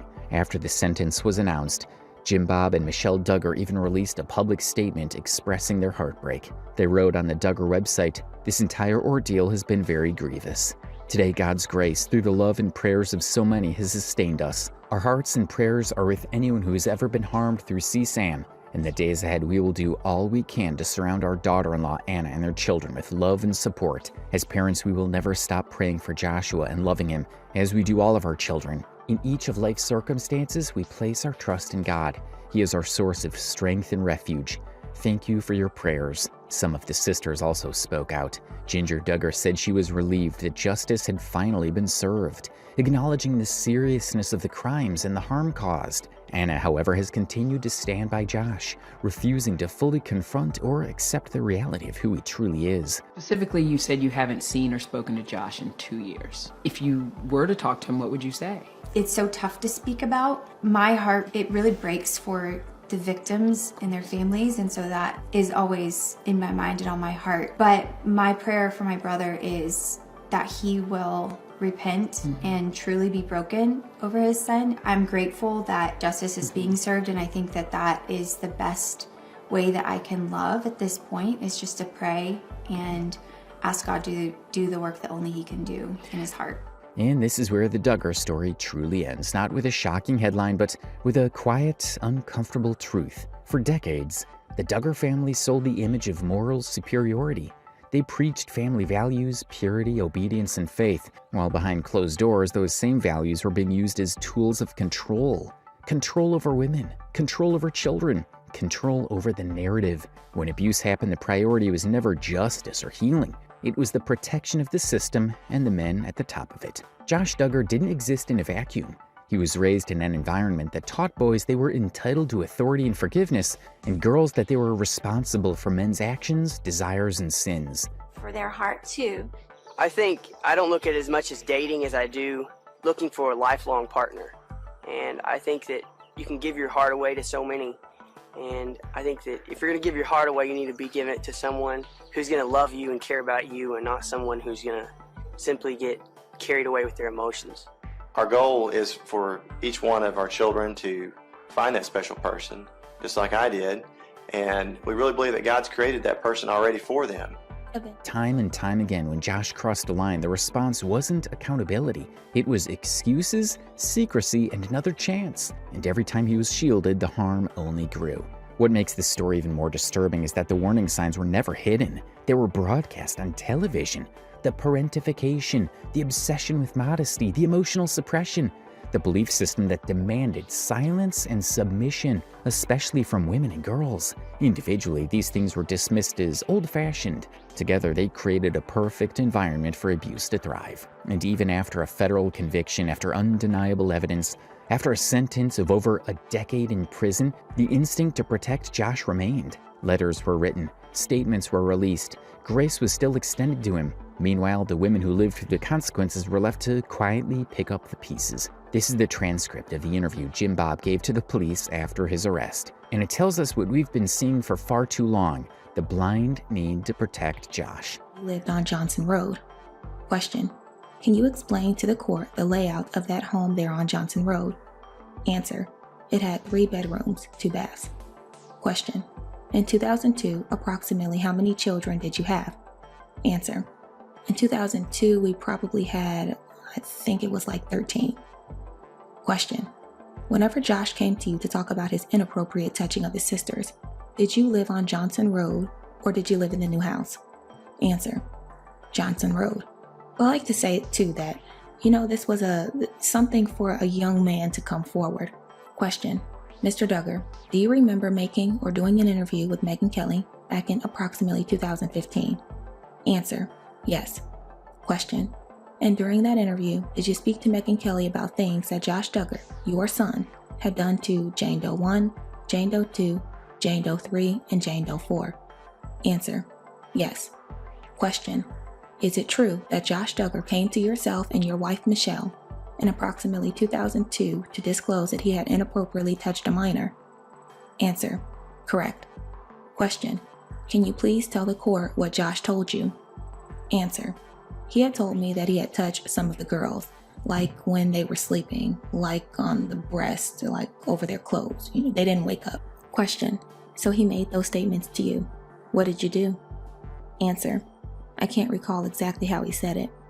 Question: but just a minute ago, you said that he came to you and said that he inappropriately touched them on the breast while they were sleeping. Answer: correct. But he didn't say it in that exact, I don't remember exactly how he said it, but that was the synopsis of what happened. Yes. Question: so he made those statements to you. What did you do? Answer: it's been like 18, 19 years ago, so I don't remember exactly all the details. It's been a long time ago, but it's been there was kind of a sequence of what we did as parents. And we were shocked that this had happened, but we were thankful that he came to us on his own and told us, because we wouldn't have known had he not told us. So my wife and I got together and we, over a period of time, we eventually ended up calling the elder of our church. Question: what do you remember him telling you in that subsequent disclosure that he made? Answer: okay, the way I remember it, it was like he touched the breast when someone was sleeping, and I don't remember which one or whatever, but that did, yeah. Question: do you remember Josh telling you that he had touched the vaginal area of one of those minors? Answer: no. Question: you don't remember that? Answer: no. When asked about the details in the 2006 police report, Jim Bob stated, quote, But the most important part of this story isn't Josh Duggar. It's the daughters who slowly, painfully began to reclaim their voices. It's Jill setting boundaries. Ginger is speaking openly about the harm of the belief system she was raised in. It's the small acts of rebellion, pants, therapy, and honesty that represented something much bigger: freedom. The downfall of the Duggar family wasn't sudden, it was inevitable. Because you cannot build an empire on silence, shame, and control and expect it to stand forever. And maybe that's the real lesson here. Faith without accountability is dangerous.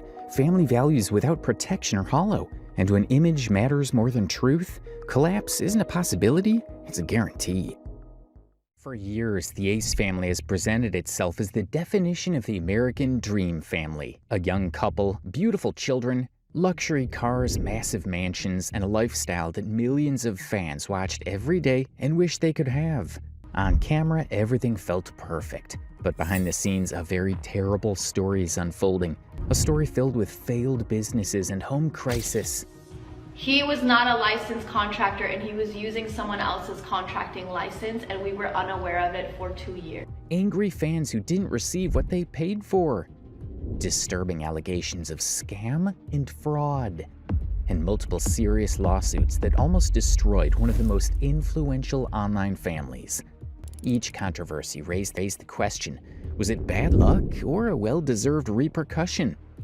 This video breaks down the rise and the eventual fall of the most popular and most successful family vloggers on the face of the planet. The Ace family had to deal with one of their most challenging online controversies. It involved allegations of abuse against Austin McBroom, Catherine's husband. In a video, YouTuber Cole Carriga had a lot to say. I got a call from one of my good friends. She was hysterically crying. I've never heard anyone feel so distraught in my life. Everyone views the Ace family as a happy and perfect online family, but according to Cole, a lot has been happening behind the scenes. They thought that they were some perfect, happy family. I thought this whole time that everybody knew that it was in a lie. That's why I kind of just stayed in my own lane. So Cole went on to share his observations on X about the Ace family's fake brand, pointing out how Austin has used and then discarded many of his female friends. How does no one know their entire brand is fake? Austin has effed so many of my friends recently, even one girl with his own father, and Catherine knows and is okay with it. After that post on X, Cole claimed that people came forward in his DMs to share their experiences with Austin and how badly they'd been treated. One of the DMs claimed she dated Austin's chef and had plenty to say. Austin almost fired him before because I said something about a hotel he booked for this girl at the Ritz-Carlton. Instead of addressing the issue properly, one of the first things Austin did, according to Cole in the screenshot he showed, was have a team member threaten one of the victims. Obviously, my tweet got a lot of attention, and someone from Austin McBroom's team actually texted my friend that this happened to. I'll put the screenshot right here. Basically saying that we should be careful and shouldn't go any farther. Obviously, this was when Keemstar came into the picture. Keemstar is a popular influencer on X. He sent Cole a DM asking why he posted those things about Austin, and they got on a call. Keemstar decided he wanted to speak with one of the victims to make a video about it, but it never happened. I kind of convinced her to talk to him. Whenever I did, he kind of went ghost, and at this point, I just thought that maybe he had gotten everything that he needed. So in the morning, everything would be cleared and the truth would be out and we wouldn't have any. So according to Cole, Keemstar went on to plan making the video without interviewing the victim, and in the days that followed, Keem ended up not posting any video. The Ace family. On last Drumler, I said I was going to upload a video tomorrow about the Ace family, but that video never came out. Cole was disappointed that Keemstar didn't make the video. Keemstar is big on X, and his opinion on the matter could have helped bring awareness to what Austin was doing. He came and he didn't tweet anything, he didn't upload anything, so I texted him saying, how much did they pay you to keep quiet? And he responded with this, and I was completely shocked. To be fair, Keemstar might have felt there wasn't much to the story, or he may have been busy with other things and didn't have time to make the video. But saying he collected $500,000 even as a joke isn't cool at all. From that point on, the video took a darker turn. One of my friends was texting back and forth with Austin about their trip to Miami and what girls that she should bring with her for him. I'm going to put up the screenshots right here of her sending pictures of the girl to Austin and him replying with that. To cut a long story short, Cole's friend went to a party with Austin, and that's where the horror began. Austin's father was also involved in what happened. Austin and his dad together at Live the night before this happened, so you guys have proof that the dad was there on the trip. So Cole's friends were in the room when Austin, his dad, and some other men came in to see them. My two friends went back to their room to go change because the sun was setting, and that's when Austin The security guard, the father, and 2 other guys came into their room.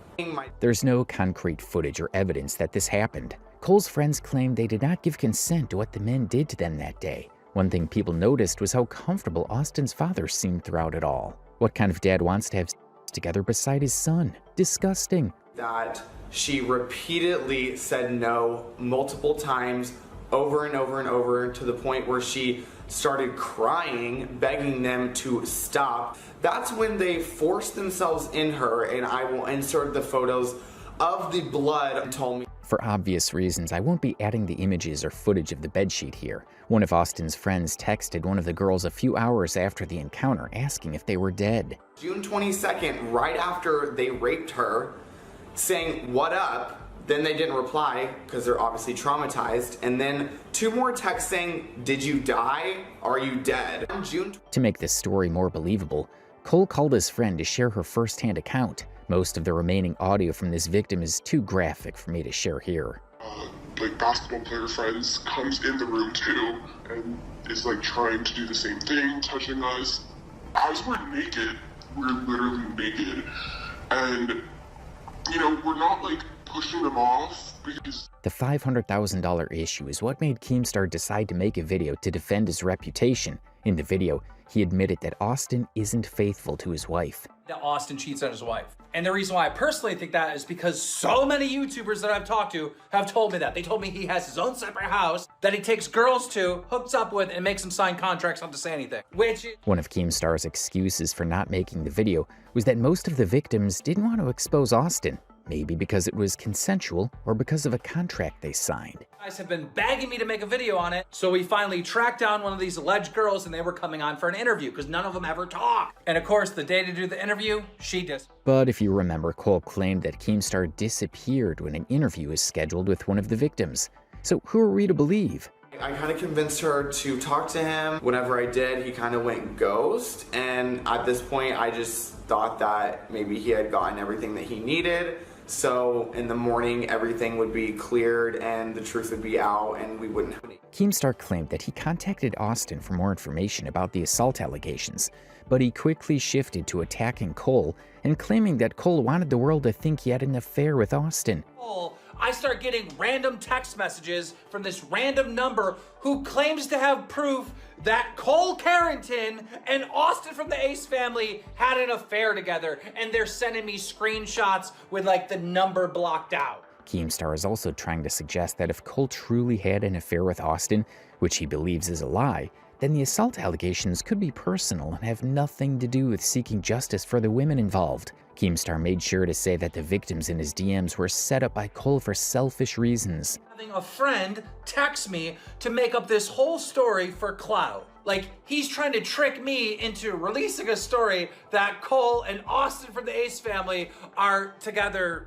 So I call Cole and I'm like, Cole, what's going on with this person? Like, did you leak my number? He's like, no, I didn't leak your number. He's like, I don't know how they got those text messages. They're from a long time ago. So Cole is basically... Up until that point in the video, Keemstar said nothing about the $500,000 bribe screenshot that was shared on social media, but when he finally addressed it, he denied it completely. Shit, that he would think that I would fucking sell out the multi-million-dollar news like freaking company that I made. No. So I responded sarcastically by saying 500,000.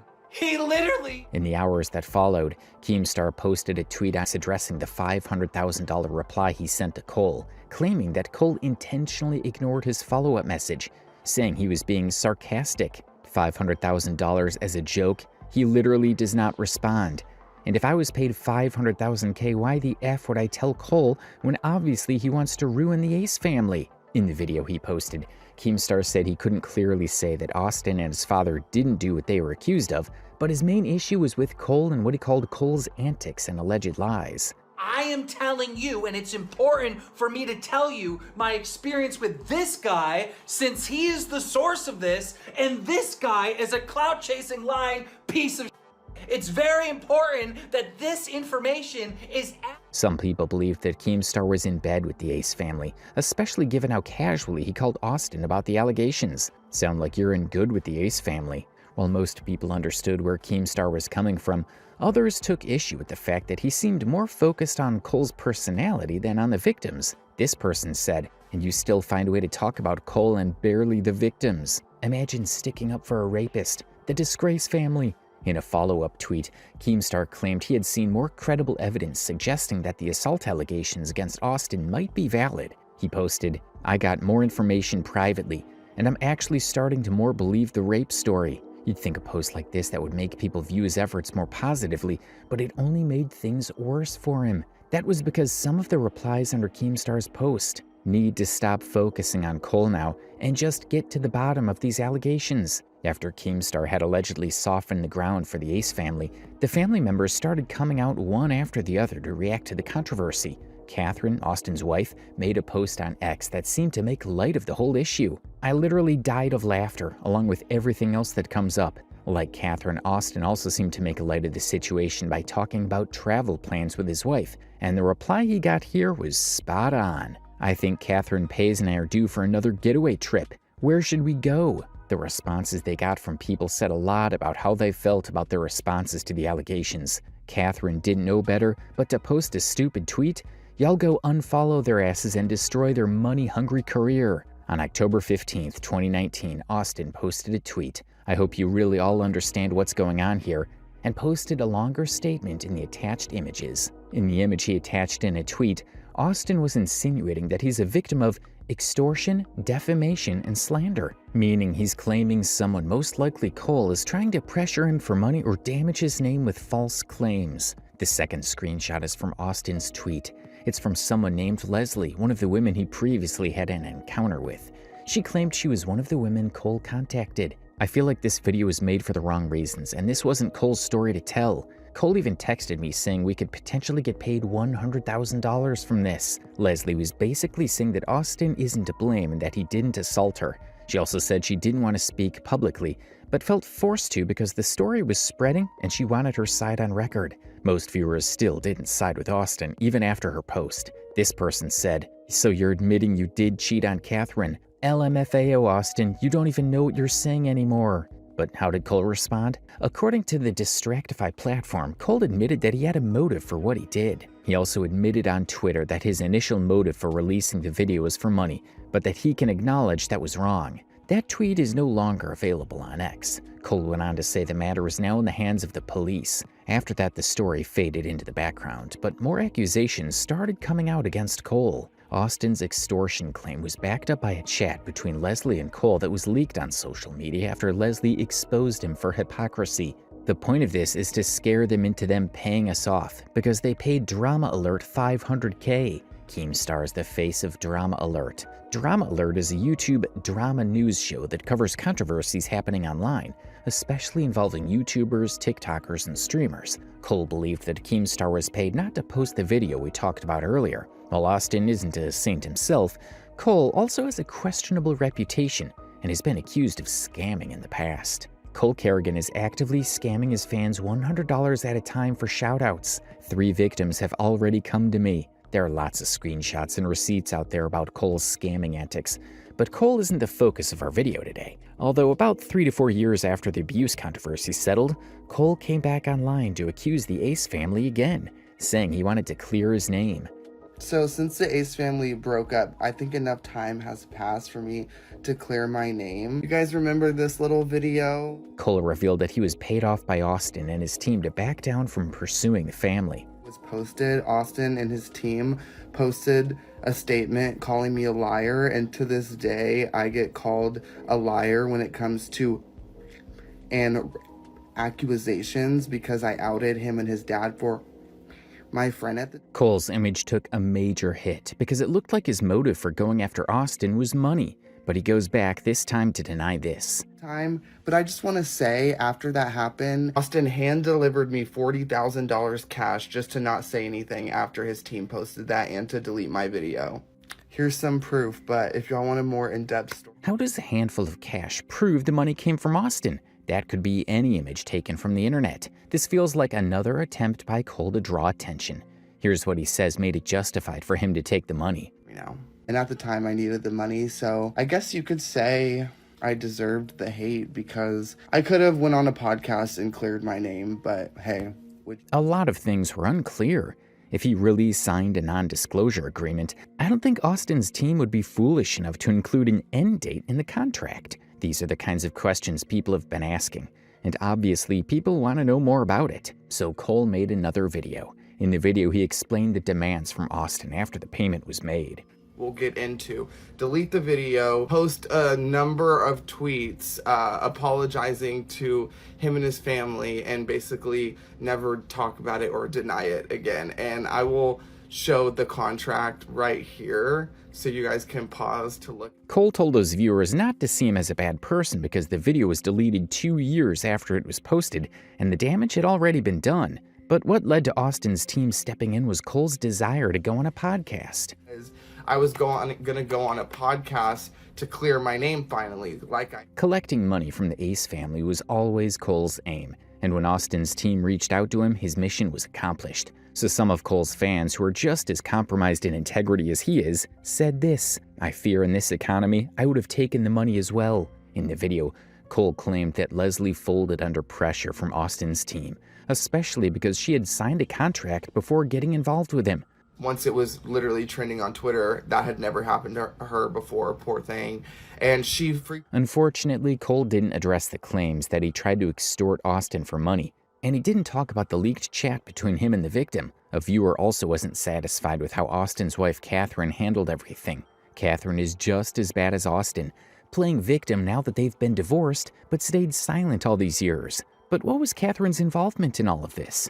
What led to their divorce? And how did she encourage Austin if she really did? To answer that, we need to go back to the very beginning. In the beginning, Catherine Pace moved to Los Angeles to pursue her modeling career. During this time, she focused on fitness, modeling, and lifestyle content. Austin, on the other hand, had a more interesting background. In 2011, he took his first major step toward earning a scholarship at Central Michigan University. During that period, Austin played NCAA Division I basketball at Central Michigan University. He later played at St. Louis University from 2013 to 2015. But how did Austin and Catherine meet? Catherine once spoke about how she and her husband met. Around 2015, she was invited to an all-white party by a friend. My friend invited me to an all-white attire party. And I walked in, and I saw Austin from across the room. Austin McBroom from across the room. And I looked at him and I thought, I don't know why, but I feel like I know him. So interesting. The friend who invited her to the party introduced her to Austin, and that was the first time they had close contact. And we shook hands, and that was it. And then I took an Uber home, and I didn't talk to him. So about a month later. In the months that followed, Austin reached out to her a couple of times, and she eventually agreed to go on a date with him. He messaged me again, and he was like, hey, I'd like to take you to dinner. And I almost didn't go. I was like, I don't know why, but something's telling me to go. But I'm just like, I don't know. And so I'll never forget. Fortunately, Catherine said that their first date went so well that she knew right then and there he would be the one to father her children. And all of a sudden, like, I just don't hear anything. And I'm like, oh my gosh, that is a person that I'm going to have children with. And that is a person that I'm going to marry. And I knew it in that moment. That was the beginning of what later became the Ace family. Only 2 months after they started dating, Catherine became pregnant. Relationship, did you get pregnant? Like 2 months. It was so quick. Oh, wow. Ellie, their first daughter, was born in 2016, but their YouTube channel was launched in late 2015. The channel was named Ace, from the initials of Austin, Catherine, and Ellie. Although they were not the first family page on the internet, the Ace family channel was the first to do it on such a large scale and gain that much attention. Many consider them pioneers of family vlogging, and Catherine has acknowledged this. Pioneered that like family vlogging experience. You know what I mean? It's like we were the first to do it at that magnitude in that way. And it was like, it was like when this monster of like social media was starting, you know, sometimes I think back and I'm like, oh my God, am I part of this craziness that's going on now in the world, you know? Austin and Catherine uploaded one of their first videos, officially beginning the family's public journey. Hey, is that how you feel right now? Is that how you feel? Huh? That's how you... In just about a year, they had amassed nearly 1 million followers by sharing relatable family moments. Who made you crazy? Dada? Hey, I didn't make you crazy. Who made you so smiley? Who made you like that? Remember we taught you? Do the crazy face. do the smiley face. Smiley face. Smile. No, smile. No. I'm walking. No, the smile face like this. Smile. Okay, that's pretty good. Oh, that's scary. Okay, now do the scary face. Here we go, yeah. Guys, she's such an actor. Their content also included cute couple videos. Hey guys, so hey, Ace Family! Welcome back to our channel, guys. Hey, Ace Family! Hey, Ace Family! Welcome back to our Ace Family! Welcome back to our... Perfect. Come on, sit down. Reaching high for the stars. I couldn't understand why I was so invested. Baby content that involves challenges and pranks.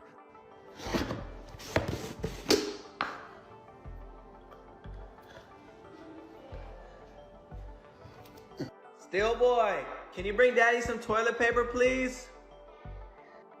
Thank you.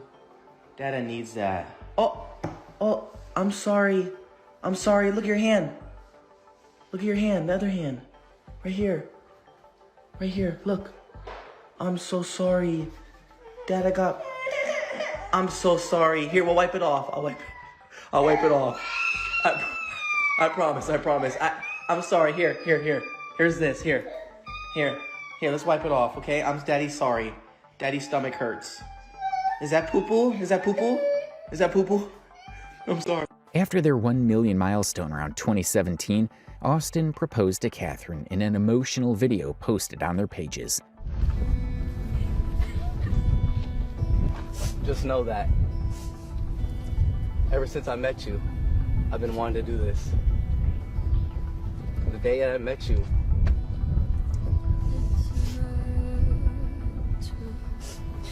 you're gonna make me cry. It's crazy because I thought of all the things to say in the world, and I would probably be on one knee for the rest of my life if I can express the love I have for you. By late 2018 and early 2019, the Ace family had landed numerous brand deals, earned lots of revenue, and moved into their big mansion in Los Angeles. Welcome to the McBroom residence. Oh my god, there's a freaking rainbow over there. There's a freaking rainbow right over there. Oh, Spiritual Catherine. Spirit's telling me. Go show them the rainbow. It's right there. Okay? Ace family, that means something. So My this gosh. is all I ever wanted. That's all you ever wanted? The light, the all you ever wanted? The lights. I'm just curious about Catherine's issue with those rainbows. The mansion was a big milestone for them and was estimated to be worth about $10 million. In 2019, when the Ace family owned a $10 million mansion. But before we continue with the tragic mansion controversy, let's take a look back at their background, especially on their social media footprint. Austin in particular has shown a nasty side. In one of his old tweets, he attacked black women. If you like 'em nice ratchet, black with the cheeks without morals, this city of St. Louis is for you. Why would he say such a thing? Does it really reflect what he thinks about women?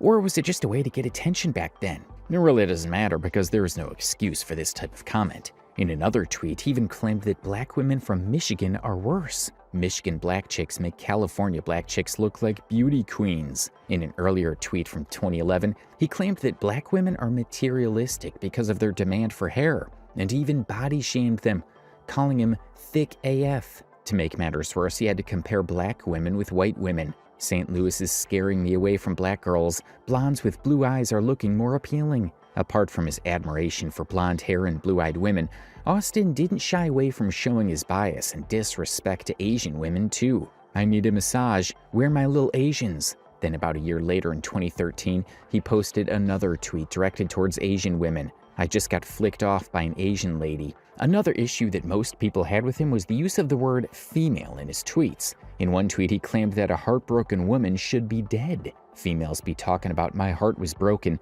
If your heart was broken, you'd be dead, so shut up. There's so many of these women-hating posts that people dug up from his page around 2010 to 2013. So it's no coincidence that he posted all these tweets. They seem deliberate and reveal a lot about his mindset toward a particular group of women, except for rare occasions like this when he offers women unsolicited life advice. No BBL to get a man? You don't need to have no lumptuous boobies to get a man. You don't need to have these big-ass full lips to get a man.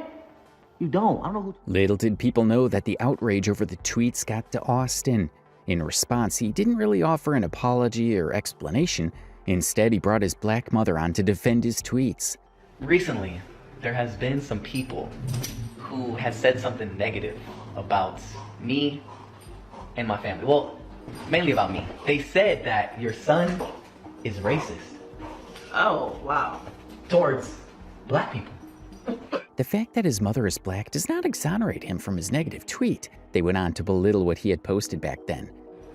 Can't do black girls because after I'm done, I'm gonna have to pay for their hair. Listen. Oh God. Listen. Hashtag all bad. You're a jokester. Of course. Everybody knows that, right? You're a jokester. Maybe Austin should enlist as a comedian so he can regard such careless statements as jokes. Apart from black and Asian women, kids are also not safe with Austin. In a viral video on Twitter, we see Austin take a young girl to a store to buy her a genital-sized lollipop. What'd you say? What'd you say? What are you trying to get to? You love what? Oh, God. You don't need that. Come here. Show Catherine what you have in your hand. Show Catherine. It's really disturbing to know that Austin could say such things and feel comfortable posting them on social media. What's even more troubling is that Catherine was also involved and present. Show Catherine what you have in your hand. Show Catherine. Show her. She said it's a lollipop. Are you really making... So at times you wonder whether Catherine is a victim or an accomplice in the whole Ace empire. Austin kept asking if he should buy the lollipop, as if getting a child's consent for such a thing made him any less guilty. Are you really making me buy this lollipop right now? You really want it? Yeah. Oh, God. It's gonna be 7. Please, bro, put that in a bag right now. Keep that in the bag forever. Do not show that to anybody, okay? Austin himself appeared conscious of his actions in the video, even saying that he was in so much trouble. But she said she was gonna steal it if I didn't buy it, so... Isn't that ignorant? Maybe it's because the child isn't his. A tube filter report states that the girl is related to Catherine. The child with him is not his own toddler Ellie, but appears to be related to his partner, Ace family mom Catherine Pays. Most viewers are divided as to whether it's Ellie or a kid related to Catherine. Regardless of whose child it was, what he did was wrong. Tube Filter also reported that the store they visited does not have an age restriction, which is why the child was able to go inside. The shop McBroom took the child into looks to be Spencer's, a chain novelty store that, unlike many outright adult shops, does not have an age requirement for entry. With that, one frustrated Twitter user tagged YouTube, drawing attention to the video in hopes that action would be taken against the Ace family. But as we all know, nothing has been done to this day. Beyond involving other people's children, Austin has also, as many would expect, behaved inappropriately toward his own daughter on camera, including spanking her. I'll be shaking my little thing, my little dog. I'll be working out too. My shit getting fat. Yeah, lights, bulb. God. Seeing his reaction after spanking his daughter was disturbing. I can't tell whether it was done for content or if it reflected something more serious. Yeah, lights, bulb. God, I can't. Beyond the spanking incident, other creators have accused Austin of engaging in even more disturbing behavior involving his daughter. Back in May, he made out with his daughter. Twice. While we could see a screenshot of the video behind him, I wasn't able to find the actual footage he was referring to. Because of that, I can't comment much on the claim. However, if it's true, it reflects extremely poorly on Austin as a parent. Here's what the creator had to say about the spanking video. Anyway, he just touched his daughter's booty inappropriately and laughed about it. And then he grabs it, like gets a whole handful of his... Can we really say that Catherine didn't notice what Austin was doing? In another video, Austin is seen spanking Ellie while Catherine is the one filming. You said you wanted spanking, so turn around. Turn around.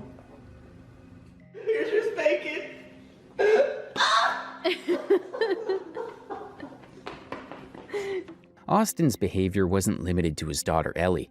He's also been criticized for how he treated his son. In one video posted on their channel, Austin is seen encouraging his son to say inappropriate things while reassuring him that his mother wouldn't find out. For this, but we're not gonna tell her, okay? All right, so I'm gonna leave the room, and you're allowed to say one. Bye, I'm a little bitch. I love you a bit. I love you a little second bitch. Bitch.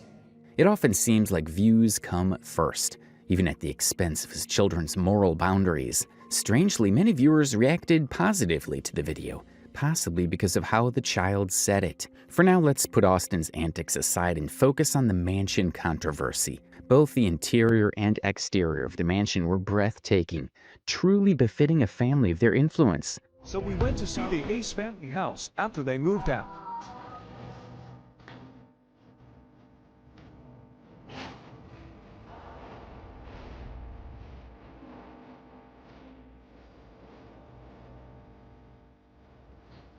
Bakade, a popular TikToker, shared additional details about the mansion on her page. According to her, it's actually the result of combining two separate mansions into a single massive structure. For, as we know, announced on their YouTube channel that they were not only purchasing one mansion, but they were purchasing two mansions and combining it into one.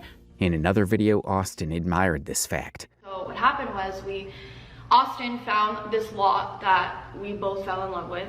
I pretty much asked the builder when I was there, I was like, hey, I see these are two homes. What are you doing with the lot? Is it possible to join the house and make it one house? The contractor who... However, Austin made a promise that this will be his family's home forever. You ever move out. And my goal for this house was to try to have everything in this house for us never to leave. Yet, as if karma had other plans, their dream didn't last. Only about 2 years after moving into the mansion, trouble began, and their perfect life started to unravel.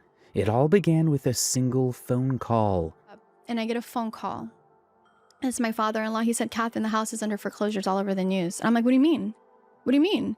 He goes, well, your loan ended and no one's gonna, it's a jumbo loan. No one's gonna accept you. You don't have the certificate of occupancy. But I'm like, but... Catherine was obviously shaken by the news of their home. She claimed she has been very consistent with the monthly payment and was surprised that such could happen. But there was no going back. The house is gone. In subsequent videos after the foreclosure, the Ace family came forward to explain what happened. The contractor who was on site, who created the relationship with Austin, who got Austin to basically be interested in the house, right?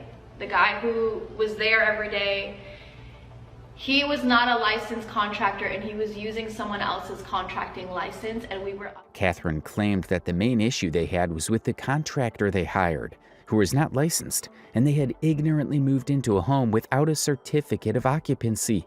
Next week. But the thing is, we learn now from other realtors and other people in the industry, you do not buy a house unless you have the certificate of occupancy. During their time there, Catherine hardly ever shared complaints about the mansion with her viewers. Yet following the foreclosure, she finally chose to reveal what had happened. The first thing that I realized, oh, we got screwed. Oh my God, this is a money pit. Like, we got fucking screwed.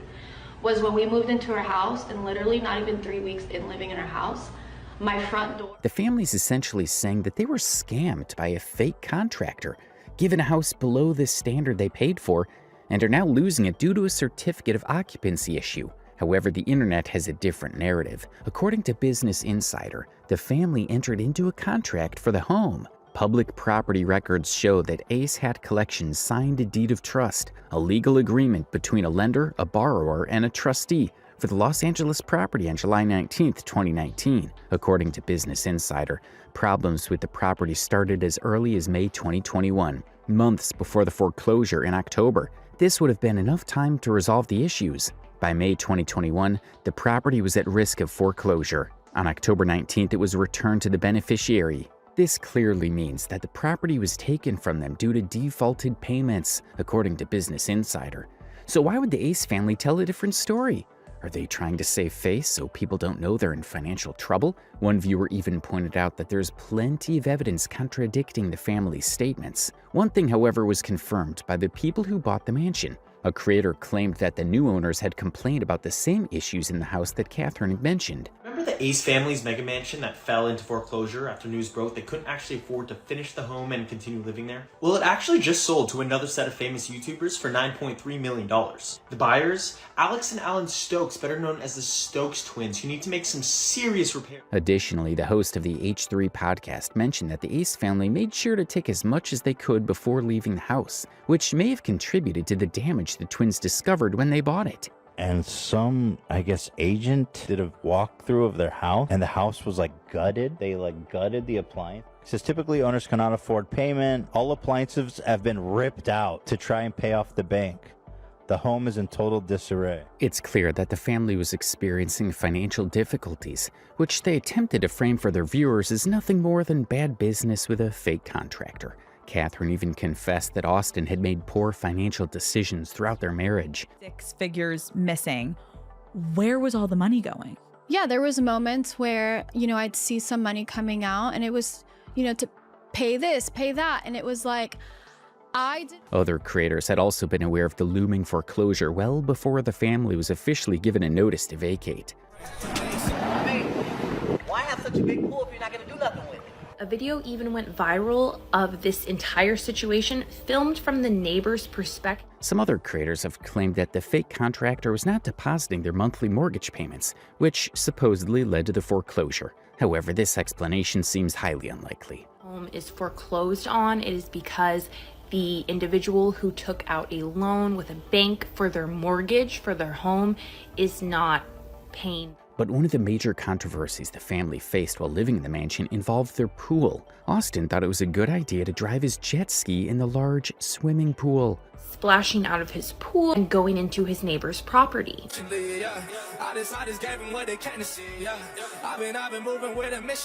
While it may have seemed like a fun way to entertain viewers and rack up more views, the real issue is that the pool water was overflowing and causing problems for the neighborhood.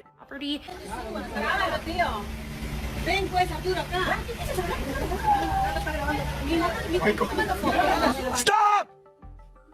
Despite the disturbance, Austin made no public comment, neither an apology nor defense, and no one knows whether he privately apologized to the neighbors.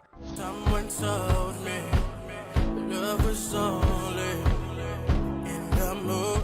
Speaking of legal disputes, one of the most talked about one is the one relating to the Ace Club app. Ryan Panetta, a popular TikToker, analyzed how much the Ace family earns from the mobile app. Guys, you won't believe how much money the Ace family's making from their new Ace Club. So here's how it works. You spend $20 a month and you get exclusive content, giveaways, merch, and things like that. And I actually bought a membership just so I could see what it was all about. Now, I think the Ace family's... He estimated that if only 1% of their nearly 20 million followers at the time subscribed to the app, the profit would be in the millions. Simple math will round up to 200,000. And if you times that by the $20 membership, you're at $4 million a month. 4 million! That's 48 million. That's a lot of money to make. So you'd expect the app's content to be worth the revenue they were earning. But the opposite is true. According to a victim of the scam, they scammed us with Ace Club multiple times. They just kept taking our money. My sister won one of their cash giveaways. They never gave her anything. They just read out her name.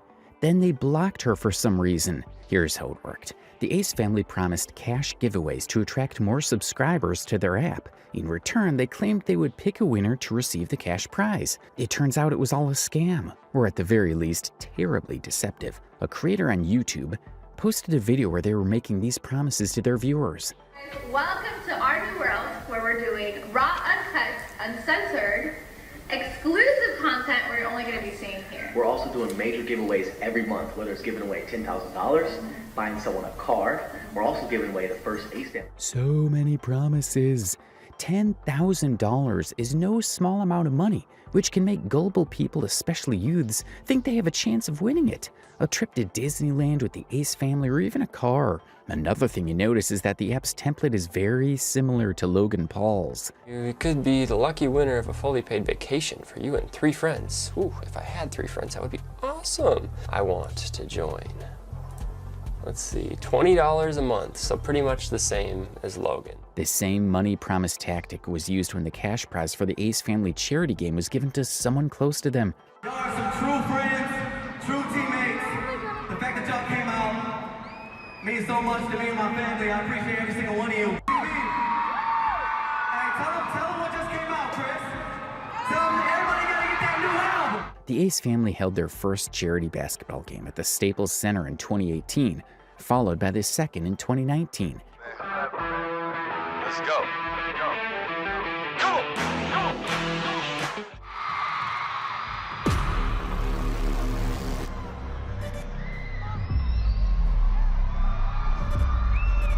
Influencers and celebrities played, and plenty of fans bought tickets to enjoy the show. The family was called in when they were about to sell out their 15,000 capacity venue.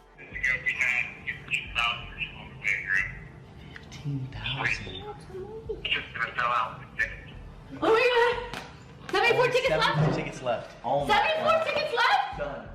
The game aimed to make it a major charitable event, with the money raised going to organizations that help children with serious conditions. Me and Chris Brown, we giving away $100,000 to a charity that we believe in.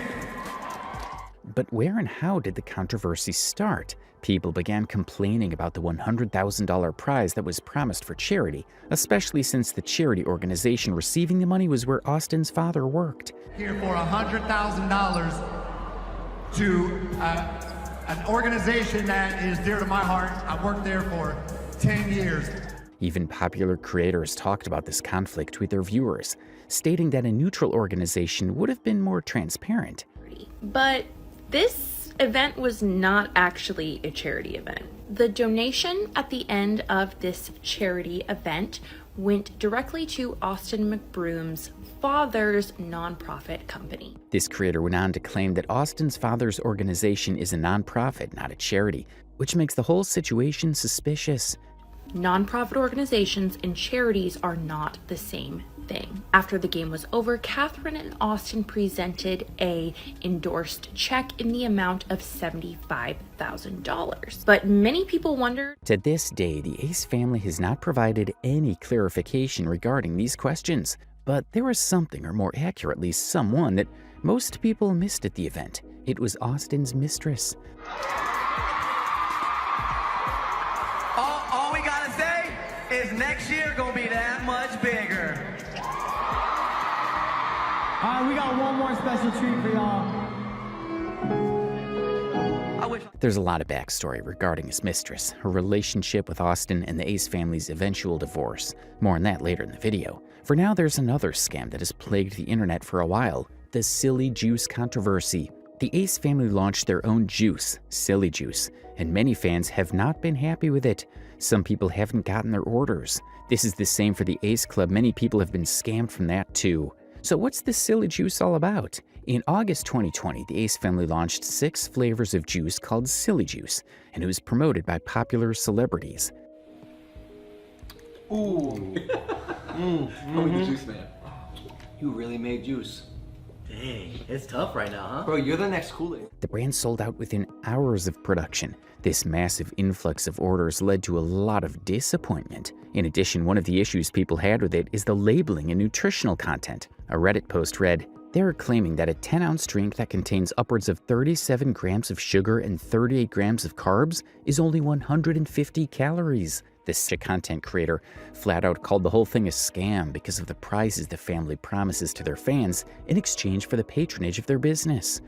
Mind you, the people who watch this channel, majority of them are under the age of 18. But Ludi is a website where you basically buy, it's basically, it is gambling. Because it is 100% gambling. Like, let's say you buy a $25 box. Well, your chances you could win a 25-cent Apple sticker, or you could win a $2,000. A viewer agreed with her and pointed out the similarity with gaming scams.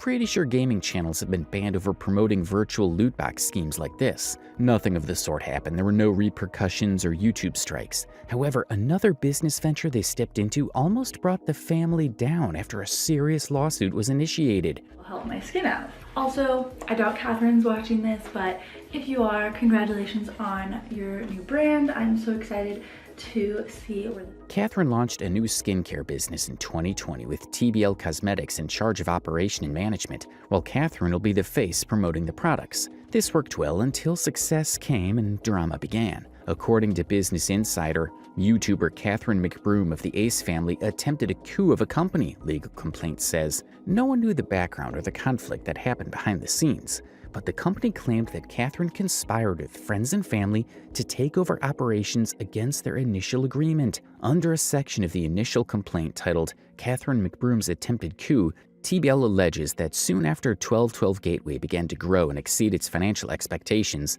So how did Catherine do this? Was she accused of taking control of all the accounts used for the 1212 Gateway management of the skincare business, shutting TBL out of operations completely? This is what was filed against Catherine. Business insiders make this clear by saying, Catherine gained access to and changed the passwords of 1212 Gateway's primary email account, website, GoDaddy account, Shopify account, Instagram profile, and other social media accounts. The company complained that after she took control, the website crashed for 2 straight weeks. Catherine also demanded that certain actions be taken by the company, or it would be dissolved. In Catherine's account, she provided more context. And when we launched 12/12/20, it made $2.4 million in 24 minutes. 24 was my number, my birthday, my dad's, my mom's, my sister's. It was all there woven into the fabric of my life. But instead of celebrating, I sat on the couch and cried. Not out of joy, out of sadness. Something isn't right, I thought. I felt it in my bones. I had built this brand with love, with intention. But the people I partnered with, their intentions didn't feel the same. The feelings settled deep inside me. I looked at the numbers, $2.4 million, but it didn't feel like a victory. I knew in my soul that I'd never see that money, not in the way I was meant to. The numbers didn't reflect the energy I had poured into this. She basically did not trust her business partners and assumed they were doing something behind her back to manipulate the figures. On top of that, she claimed that the quality of the products was not as promised. And this was not the only problem. The partners told me we had 10,000 units of each product, 5 products in total, 50,000 units altogether. Catherine claimed that someone managing her social media told her they had only 800 units available, with the rest still in China. This meant the company was allowing people to order products that weren't ready. There's much more to the narrative around this business, but the main point is that she framed herself as trying to protect customers and her reputation. According to a creator on TikTok, Catherine lost the lawsuit. 12 Gateway. Now, she did lose her lawsuit and has to pay $760,000 to the company. I believe they created her packaging. This book presents only Catherine's side of the story. It exonerates her in some ways, but one cannot say she's entirely without fault, especially given the family's constant launching of new companies. This led some critics to create a petition against them. Delete the Ace family's YouTube channel for scamming fans. Their aim was to bring down the family channel completely, and the petition had almost 2,000 supporters. The petition claimed about how the family was allegedly scamming their fans, especially with orders where fans didn't receive what they paid for. Unfortunately, the petition did not affect the Ace family's page. The family even continued launching new initiatives for their fans, including the Social Gloves event, which ultimately led to Austin's personal disgrace. But yeah, the event was the Social Gloves event, like something about celebrities fighting. Like, yeah, it's just hella entertaining, bro. But I found myself being more entertained by Social Gloves. Yeah, it's making boxing come back. The amount of like young people who are now into Social Gloves is an event organized by Austin and Bryce Hall. It was promoted as a massive clash between celebrities and big-name influencers. The only issue is that Austin isn't a boxer, and the expectations for the event were not met. So what happened? Allegedly, and also I heard this rumor that Austin hasn't paid the other fighter. Yeah, that I'm pretty sure that's a true statement. You know that the issue Austin McBroom faced was related to the streaming and distribution pipeline. The event relied on multiple pay-per-view platforms to deliver the fight to viewers and collect revenue. But after fight night, those relationships quickly turned hostile, as partners began disputing who had actually been paid and how much money had even come in. You know, they thought they were going to sell a certain amount of pay-per-views, and they didn't sell anywhere near that, and he spent way too much money putting the event on. So, yeah, probably has to, like, bankrupt the company. It's harder to sell pay-per-views than people think. Why? You know, lots and lots of people actually put forward the same idea as Jake Paul, that the Social Gloves had gone bankrupt, but Austin McBroom claims it's all lies. So the two rumors are Social Gloves is bankrupt, which is cap. It's false. It's not true. Everyone that was at the event knows that there was probably like 20,000 people there. Just at the gate alone, we probably made $3 or $4 million. So just that, we're not even talking about pay-per-view numbers. We're not talking about brand deals. We're just talking about at the event. So Social Gloves is not bankrupt at all. A viewer used Austin's body language and facial expressions to judge the situation. His words say they're fine. His facial expressions scream Mayday. Jake Paul went on to claim that one of the major issues was the process and setup, including the fee they imposed. He claimed it was too much for an event that's just starting. Well, I think want real fights, and they're not going to be like duped by. They can smell it coming, dog. And to come out and hit their first event ever and charge $60 with an audience that is very technically savvy. There was a ton of illegal streams happening for that fight. It didn't take long before a lawsuit was filed against Social Gloves LLC. Because Austin was the co-founder and the face of the event, he faced a lot of criticism during this period. According to Business Insider, Austin's lawyer stated that paying the money would not be easy. Austin McBroom's lawyer said there's no way they'll see profits from the influencer boxing match that some fighter said left them unpaid. But who filed the lawsuit against Social Gloves? Forbes had this to say: Nate Wyatt and Taylor Holder have recently filed lawsuits against Social Gloves. The main investor, NBA star James Harden, has sent legal letters to McBroom. He's seeking to recoup his $2 million investment. James Harden was given a lot of promises about the prospects of the event, and he supported the Social Gloves. Despite Austin claiming it's not bankrupt, this type of financial crisis says something different. On top of that, LiveX Live also sued Austin. Social Gloves streaming and marketing partner LiveX Live sued Austin McBroom for $100 million. Some social media posts, such as those from Dexerto, claimed that Austin initially said he had sued LiveX Live, but in reality it was the other way around. Austin McBroom is getting sued for some big money. Recently, Austin had a run-in with paparazzi where he talked on the Social Gloves situation and said that he's suing LiveX Live, the event's streaming partner, and will be paying everyone who hasn't been paid, which is pretty much everyone. But documents just came out that LiveX Live is actually suing McBroom for allegedly committing fraud, defamation, amongst other things, for $100 million. There was no clear conclusion to the cases, or at least it wasn't made public. Only the few fighters who were paid up front got lucky, and Logan Paul and Jake had predicted before the event that it would be a failure. We're pretty good at predicting stuff on this show. I know that. I know. And I said it even before that show. I said it on Mom's Basement. I mean, we'd already been talking about it for weeks at that point. Yeah. We knew that was going to be a problem. And by the way, like, we talked to Danny. We talked to Danny Duncan about it. Despite Social Gloves being a total failure and popularity being tagged as a scam and unorganized, Social Gloves is having a little issue with their bank. I mean, the whole process of the thing was very unorganized. Austin kept on claiming that they did numbers and everything isn't as portrayed on social media. Lastly, for those of you who, I'm not sure if any numbers or anything has came out, because I haven't really been on my phone like that, but if there are any numbers that arise or come out that people try to create a narrative on how the event did. The collapse of Social Gloves didn't stop with unpaid fighters and angry vendors. As the dust settled, the legal problems spread outward, pulling in streaming partners and even a city government. This started with the Beverly Hills City Parade and the state lawsuit that followed.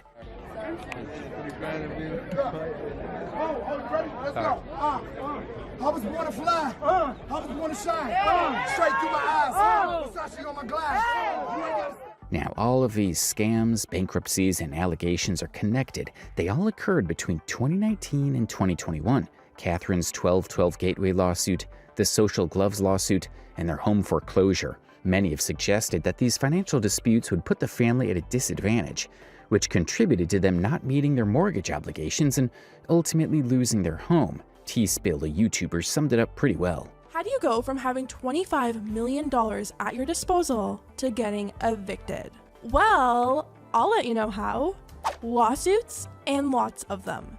So Beverly Hills decided to add one more lawsuit to the list. According to Beverly Press, The city of Beverly Hills has filed a lawsuit seeking at least $200,000 in damages from a social media influencer network company and 2 individuals who allegedly organized an unruly gathering on Rodeo Drive on May 29th. Austin and his company plan to use the parade as a way to promote their upcoming Social Gloves event. He made this post on his Instagram account. In the post, he called on his fans to shut down the streets with him and other YouTubers who were set to fight at the event. And they did shut down the streets as requested.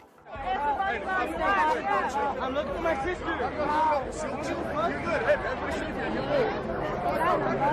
The whole thing got so chaotic that the police got involved to ensure that no damage was done to the city properties or to themselves. Beverly Press wrote, "The Beverly Hills Police Department formulated a plan to ensure the safety of the public. This plan involved over 35 PD officers." I'm just saying, You're really ugly as fuck. you got individual Skittles in your pocket. You eat them bitches every 30 minutes. Your ass ugly as hell. The issue started when Beverly Hills claimed that Austin didn't get a police permit to shut down the streets, and proper approval was not given to them for the parade, which led to the lawsuit. The lawsuit alleges that YouTube and social media personality Austin McBroom and Shiraz Hassan, the owner of Fame by Shiraz, promoted an upcoming boxing match in Miami by hosting an unpermitted YouTube takeover parade. It was also noted that both Austin and Hassan were served, but neither of them appeared in court. In civil cases, if a defendant doesn't respond in time, the plaintiff, here at the city of Beverly Hills, can move for a default judgment, effectively winning by default. In August 2022, a Santa Monica Superior Court judge granted a default judgment in favor of the city of Beverly Hills. The court awarded the city nearly $25,000 total. One of the last scams or perceived scams associated with the Ace family was the disastrous Ace Fest in 2022, which left many fans regretting their decision to attend.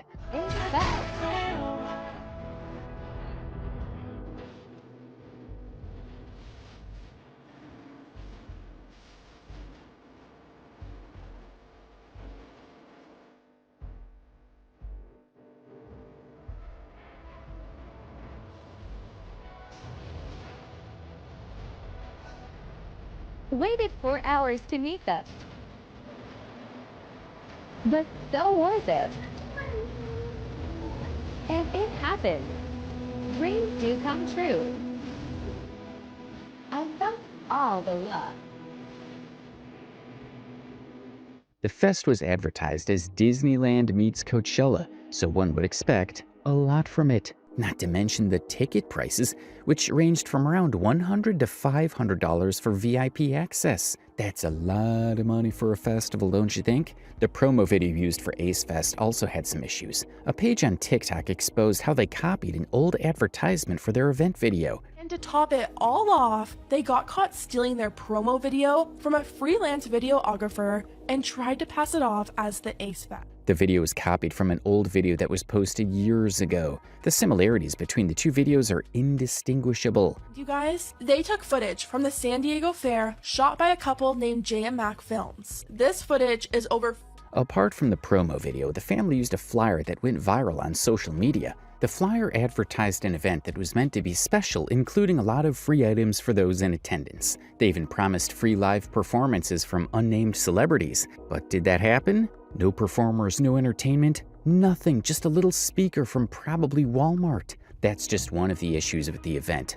But the fest promised games, free rides, prizes, and more. Additionally, VIP fans who paid $500 were promised a one-on-one meet and greet with Austin and the family during the event. But how did the meet and greet go? According to the Spill session on YouTube, the Ace Family Festival was today, and Austin and Catherine guaranteed everybody that bought their VIP pass would. But unfortunately, when the Ace family likely saw how long the line of paying attendees was, they thought it would be too exhausting to continue with the meet and greet.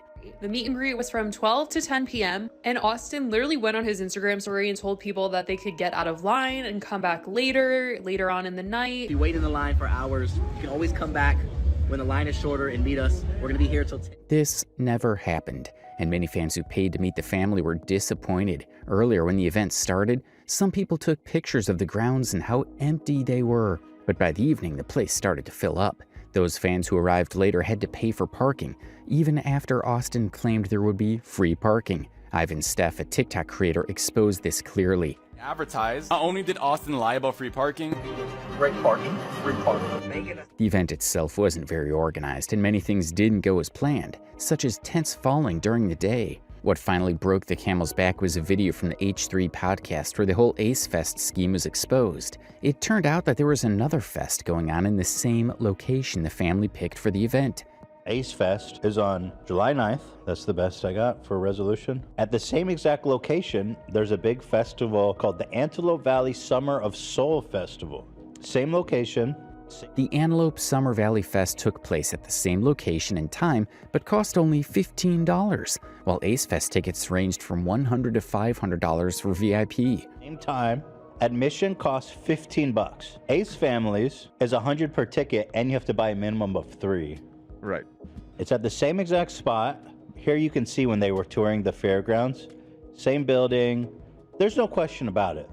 It's definitely, they're selling tickets to the Summer of Soul Festival. Sure would appear marked that up way. about 5 or 6. So the Ace family bought tickets from the Antelope Fest organizers for $15 each and sold them for $100 per person, making $85 profit per ticket. Can we call that business or a scam? Many Ace family fans claimed they partnered with the other event. What they're doing is partnering up with the event but offering an exclusive Ace Fest experience. While some agreed with this person's claims, others believed it wasn't a partnership but a pure deception by the Ace family. But a little before all the financial issues, scams, and lawsuits around 2020, the Ace family made a big mistake by uploading an unedited video. The video was revealing and showed what happens behind the scenes.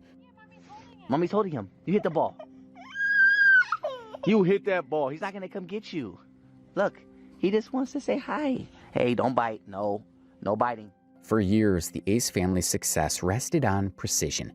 Their videos were glossy, upbeat, and carefully edited to feel spontaneous without ever losing control. But in this video, Austin McBroom can be heard raising his voice and cursing, clearly frustrated, while Catherine sits nearby. Great.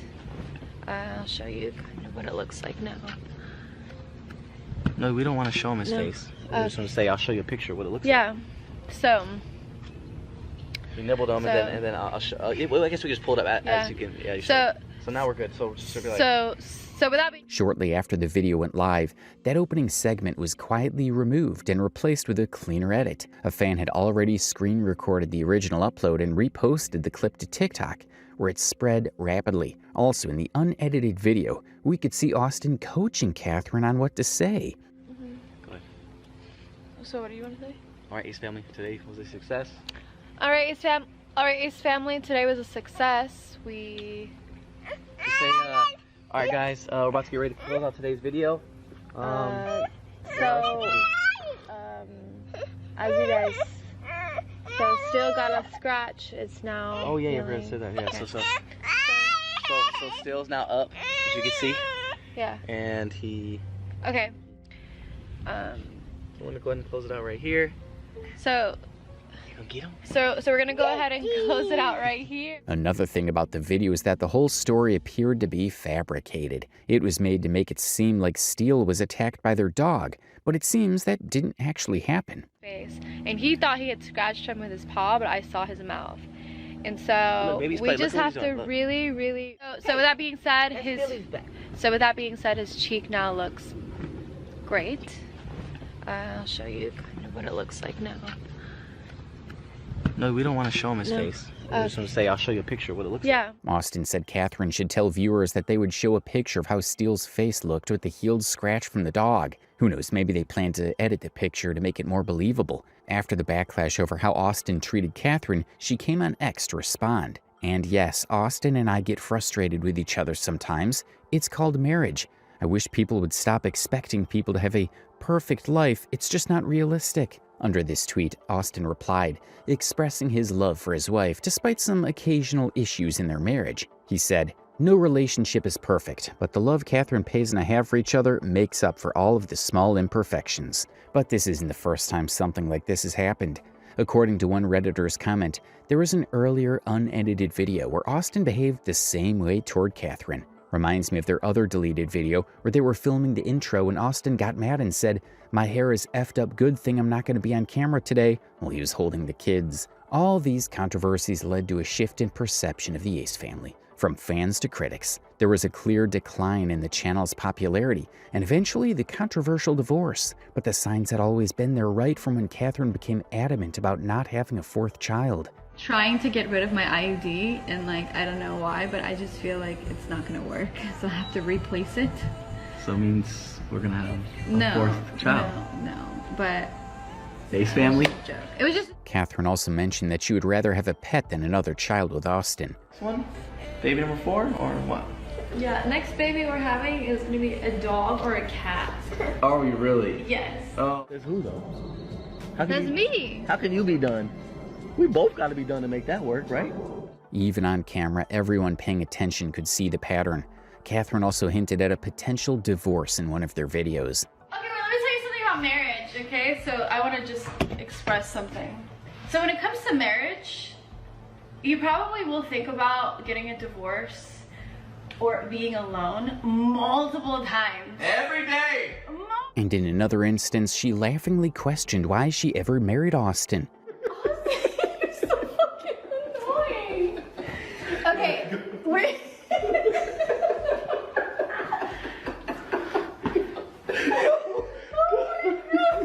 If you don't go. How about when Catherine was trying to say that she went through a lot and Austin was seen trying to ignore her and shut her down from talking about it? Now you guys are gonna know. Only you know what I went through. This documentary is not even about me. And I'm like, shit, can we share my part? Shit. Yeah. I went through a lot. You did, and I want to say, I want to thank you so much. From the bottom of my heart, thank you so much Part of my awakening.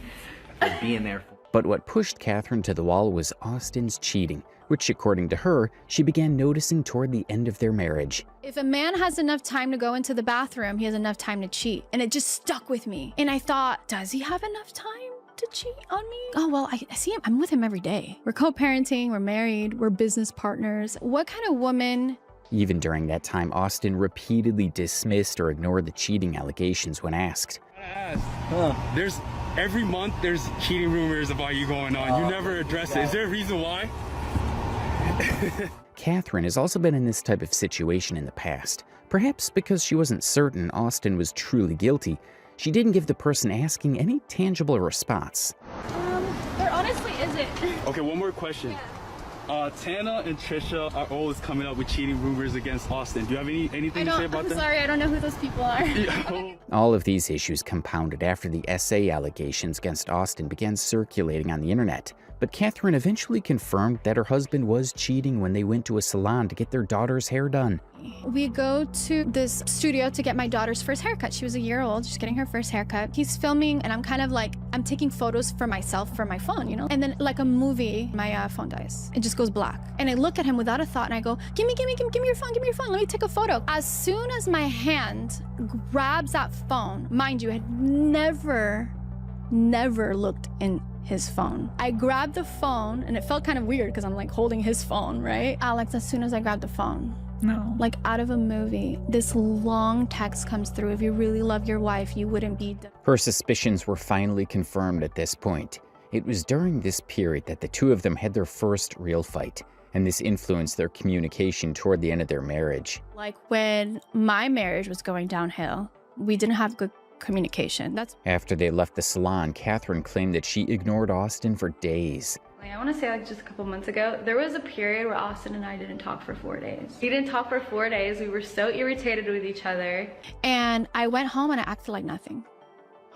I didn't talk to him for a couple days. I think that was the longest we'd ever gone without talking since we met. Catherine even talked about this period to her fans after the issue was temporarily resolved. Something that you guys don't know is that pretty recently, I want to say like just a couple months ago, there was a period where Austin and I didn't talk for 4 days. This affected their marriage, and eventually, in early January 2024, the pair posted a now deleted message on their Instagram account. YouTube Lifestyle reported Catherine's post as, "Our paths as a couple have shifted and has created challenges that are irreconcilable," Pez wrote. This was the end of an era, the end of a family vlog that helped shape family vlogging into what it is today. But that was just the beginning of a more undesirable conflict between Catherine and Austin, and it all started with the book Catherine wrote, titled Dolores. The beginning, the first chapter of my book, he thought maybe that I wrote a lot more about him, but I kind of didn't, in a sense. Like, to be honest with you, it's a memoir about my life. But I will say that when Austin did not like the content of the book Catherine wrote, and this caused a wedge between them.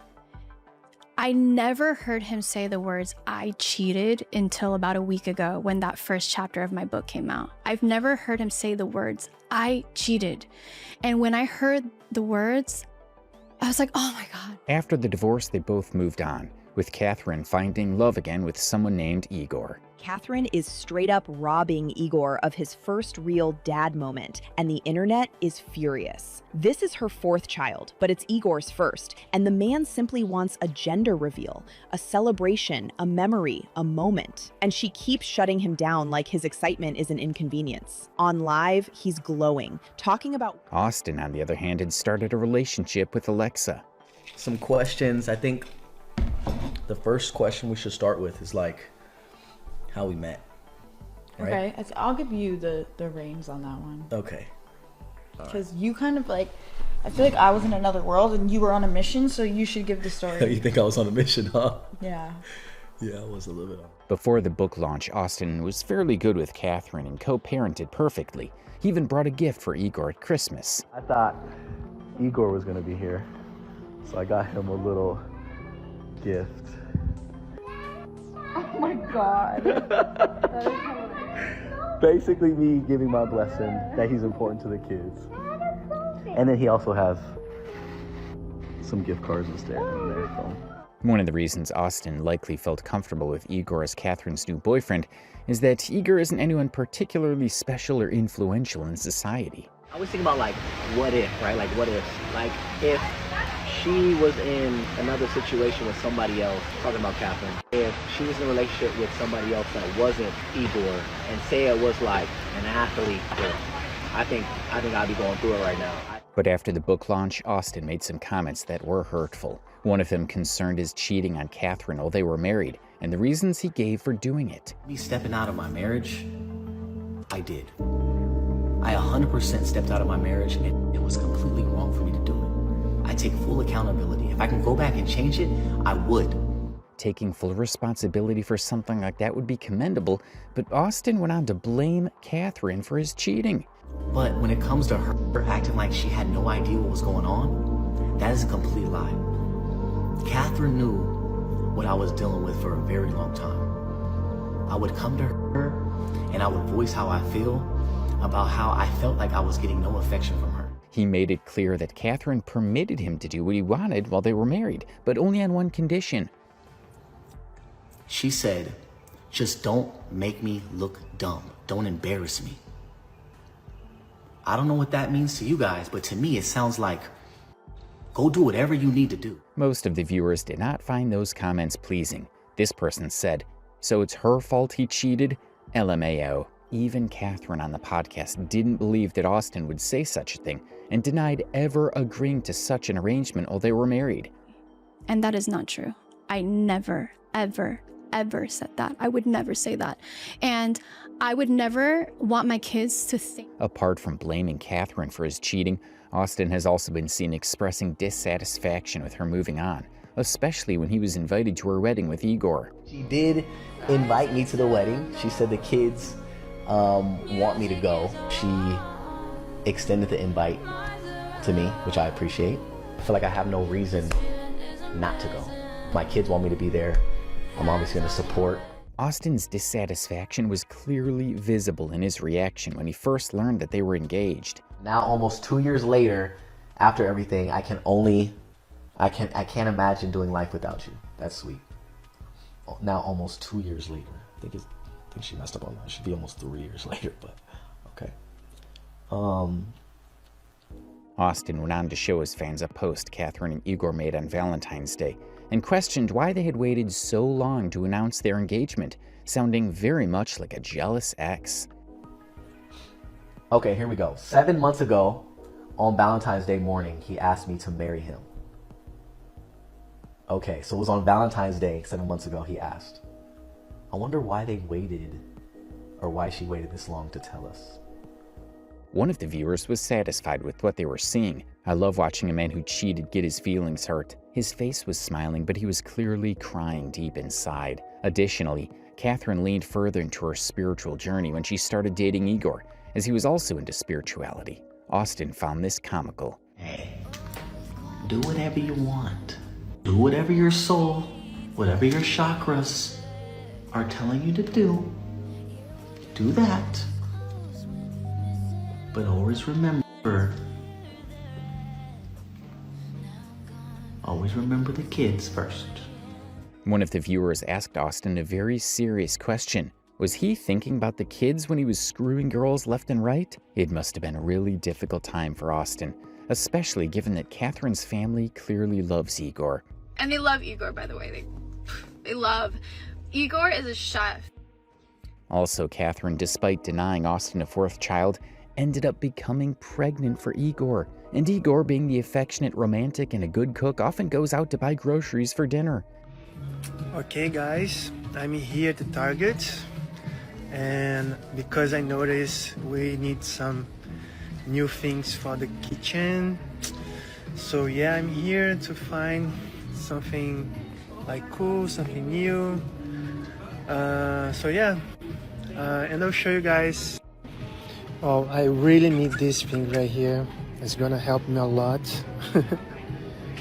That's for mashed potato. It was a sweet moment, but fans noticed that Catherine was skipping a gender reveal for Igor. Many felt bad for him since this was his first child, and he wouldn't get the experience of a gender reveal. Well, Catherine had already had 3 with her previous marriage. And also for those who are asking if we're going to do a gender reveal, we are planning to find out the gender the day of birth. He wants to know, like now. He wants to find out now. Many people called Catherine controlling for not allowing a gender reveal. Comments like these didn't help her image at all. That is not fair. That's his first kid. It's your 4th baby. It's his first baby. Let him have this. He's excited. It's his first everything. Catherine low-key started to sound like Austin here, LOL. Igor had to address the issue in a video, stating that it had been discussed and mutually agreed upon between them. So I would like to talk about the gender reveal.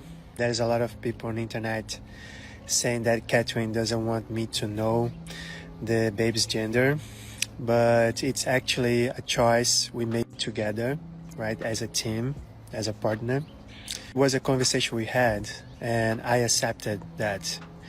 But just because he accepted it doesn't mean he supports it. This person said, is he trying to convince himself or us because we know it wasn't a mutual decision? So how did Austin react to Catherine's 4th pregnancy? Well, just as you'd expect. I want to say congratulations to Catherine and Igor.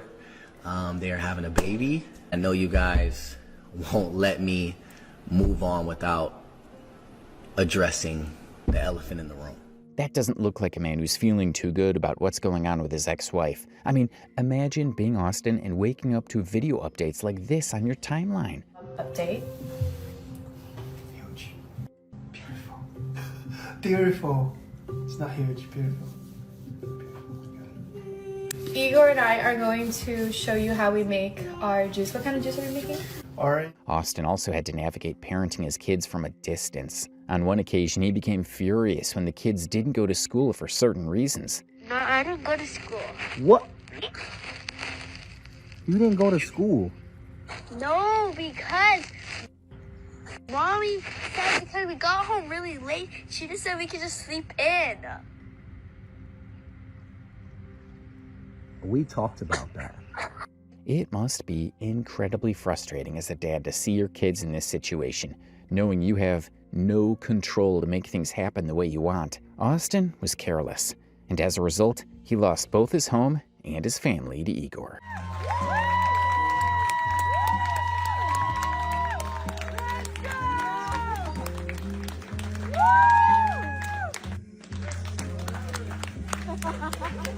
You're marrying! Wasn't even thinking like, oh my God, I'm gonna be in a relationship with him. I was just thinking like, heard about this BDE, need to get out there. Like I need to just like jumpstart I was just basically DTF. Raffel Kubus and Iagil look like a normal vlogger couple, and if you scroll through their socials, YouTube, TikTok, Facebook, Instagram, nothing seems suspicious at first glance. You see consistent family time pictures and live family updates. But the longer you watch, the more you realize something disturbing. Despite the fact that Raf married Ia when she was just 22 while he was 43, Raf has a daughter named Celine who is 1 year younger than Ia.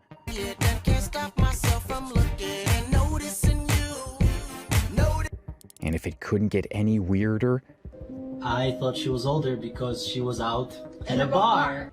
What makes it even crazier is the fact that despite the couple knowing that their age gap is causing weird suspicions and controversy, they keep posting about it.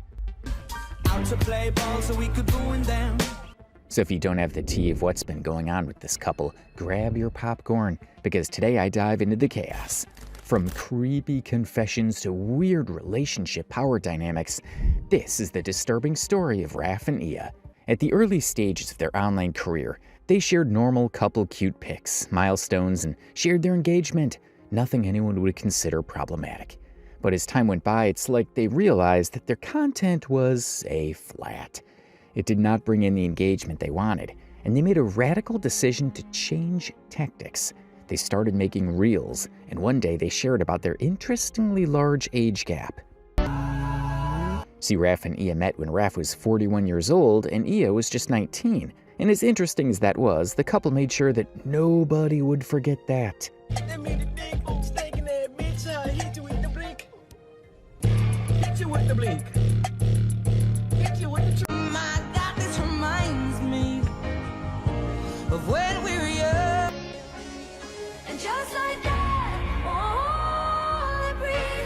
When these posts went viral, it caused outrage, with people questioning how a man would be comfortable dating a girl 21 years younger than him. One commenter said, "Imagine being 21 and looking at a baby and say, 'I'll marry this baby one day.'" Another added, "He's the type to hang out at high school parties when he's in college. Probably did at this effing point. Poor girl was probably groomed." And while more comments like these came up, surprisingly not everyone was disturbed by this. One commenter argued, when he was 20, she was non-existent, but why is it okay when an older woman dated a younger guy, but bad when an older man dated younger? And another backed this up by stating, @LutherRuler7487, it's so true. If it was the other way around, and she was older, all the comments would be positive. It's the same if an overweight woman has a very attractive male partner. It's all "you go girl" rubbish.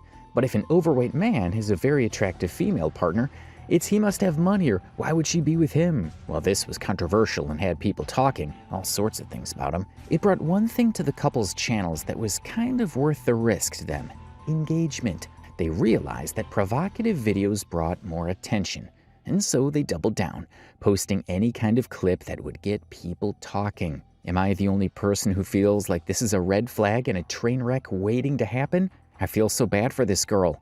Something is so off about this man. And every once in a while, they decided to hit the nail on the head.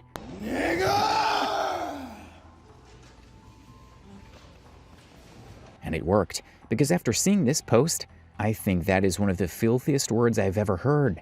And it offends me every single time I hear it. Give me a break. Another one said, "I am married to a very wonderful black queen, and that is one word I would never call her, even if my life depended on it." Hell, one of them went full brutal, praying that, yikes, may this kind of love relationship never find me, my daughter, and my son. And then there were posts like this.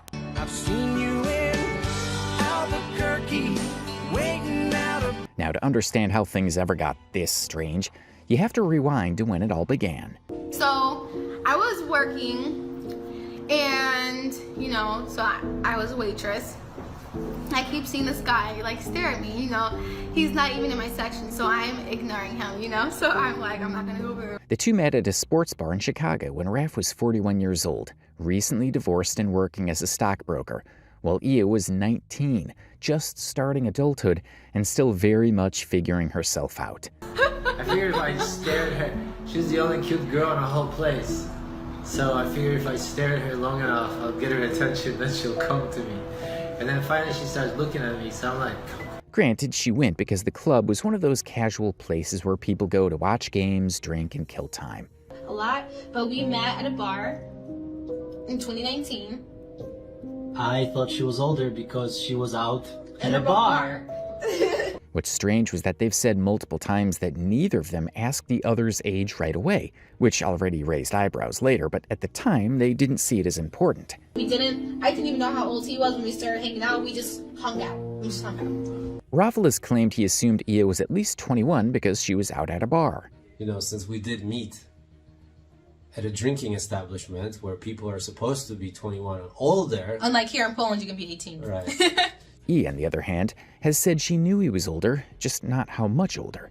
And for about 3 weeks, they dated without knowing the exact numbers. Yeah, it happened. Yes, for 3 weeks. Then, and I've never had that connection with any younger guy that I've been with. Then we found out how old we were, and then we were already kind of smitten with each other. Yeah. However, that changed when Raffle came to Ia's family home for Easter lunch, and during a casual conversation, Ia's mother mentioned her daughter's age, 19, and that was the moment everything snapped. It was a little uncomfortable for me, though. Just to be clear, it was awkward a bit at first. It was a little awkward and uncomfortable after I found out that you were under 20. By then, Raffle was already emotionally invested, and interestingly, Ia had a thing for older guys. For me, I've always liked older men. I don't know what it is about it. It's just always clicked for me. Younger guys were always, attractive, but older men, I've always been drawn to them for some reason. Raffle later confessed that he was a little thrown off by the fact that she was that young, but Ia talked him out of it. And then I was against continuing the relationship because of that, but she convinced me that it's okay. I've always searched for certainty in my life, and I found that with him. Maybe age is truly just a number because the two had a bond and they wanted to see where their relationship would go. But as much as the couple tried to explain their love story, some saw something completely different and predatory. One user commented, in other words, he wanted to teach her things she didn't know. Because in one of their videos he said, "I said to myself, I'm going to relationship the hell out of her." Another one said, "For some of you all saying that age is just a number is very disturbing. So y'all mean to tell me that y'all are okay with a teenager marrying someone that's twice their age or so?" But if things couldn't get any weirder, Ia learned something else she didn't know going on. Raffle had a daughter named Celine, and she was only 1 year younger than her. That detail alone was enough to make people pause. But what happened next is what truly set this story apart. The thing is, Ia was nervous about meeting Celine, and why wouldn't she be? Meeting your boyfriend's kid is already awkward under normal circumstances, but meeting someone who's basically your peer is a whole different thing. But when they finally met, there was no tension. No coldness, no what is happening here moment. Instead, they clicked immediately, or at least that's what they showed. And honestly, that surprised everyone, including them. They talked easily, laughed easily, had almost the same interests, same energy, and same sense of humor. And because they were so close in age, there was no obvious power dynamic between them.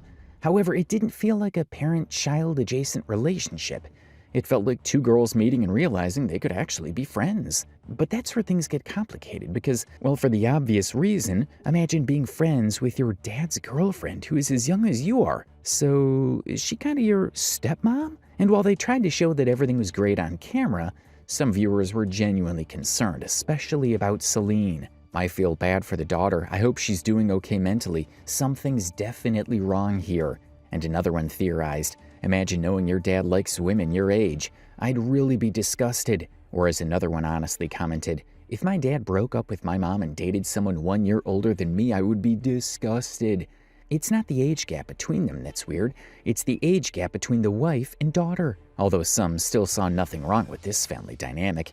As the months went on, Ia and Celine didn't just stay friendly, they got close, fast. Word is they started spending real time together. Shopping trips, nail appointments, hair days, and hanging out casually. The kind of stuff best friends do without thinking about it.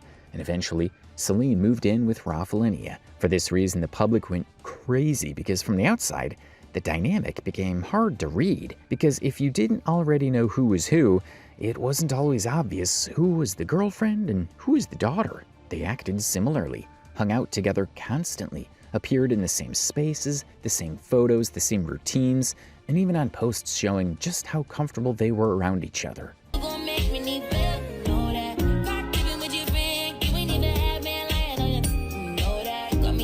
With this causing a lot of attention, Celine has always been consistent in her stance. She said, "It didn't bother me when I found out. It was nerve-wracking to meet her, but we get on well." On top of that, she framed it as being happy for her dad and genuinely enjoying Ia as a person. Ia echoed that, saying the closeness made sense because they were basically the same age and had the same interests. And Raf, he presented it as the ideal scenario. To him, this was proof that everything was healthy, there was no drama, and that everyone was happy. It was a relief not having tension between the two most important women in his life. But to outsiders, the speed and intensity of that bond raised questions because of the structure around it. A fiancé and a daughter become best friends almost immediately while being nearly the same age inside a relationship that already pushed social boundaries. But how did the parents of each side react to this unusual couple? To understand that, you have to go back to when they got married. Now, by December 2019, Raf proposed to Ia in Chicago, just 8 months after they had met. And by that point, the relationship had already crossed several invisible thresholds.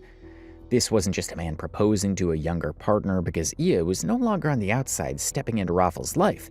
She was already deeply woven into it. She lived in the same space, shared routines, family time, and most notably, she had already formed a close, almost inseparable bond with Celine, Raf's daughter.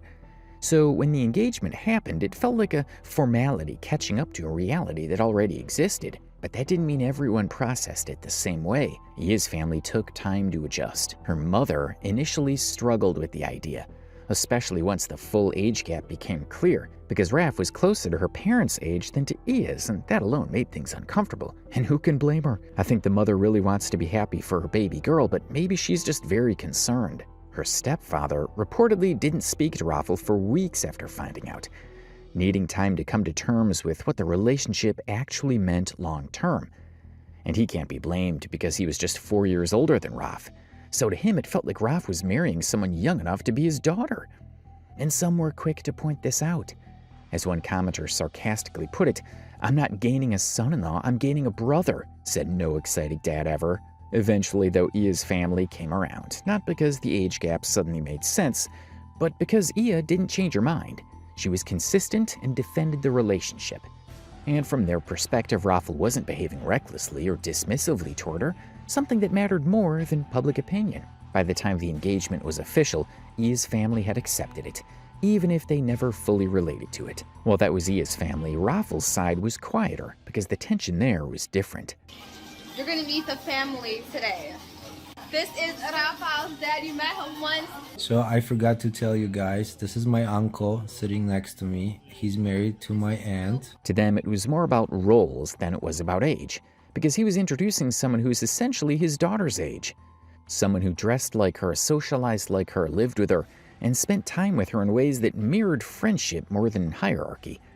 Still, Rafel maintained that everyone was happy, and publicly, Celine expressed no objections, which made it easier for the family to support the engagement without pushing back openly. With the engagement done, Raf and Ia decided to get married. You can hear it in the silence.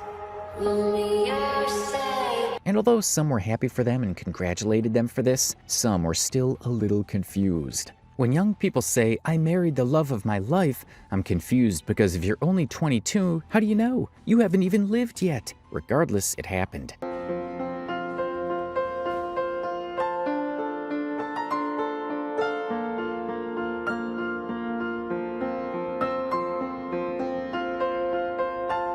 The ceremony was beautiful, and the couple were showered with love, both offline and online. And just like that, Ia had officially become Celine's stepmom.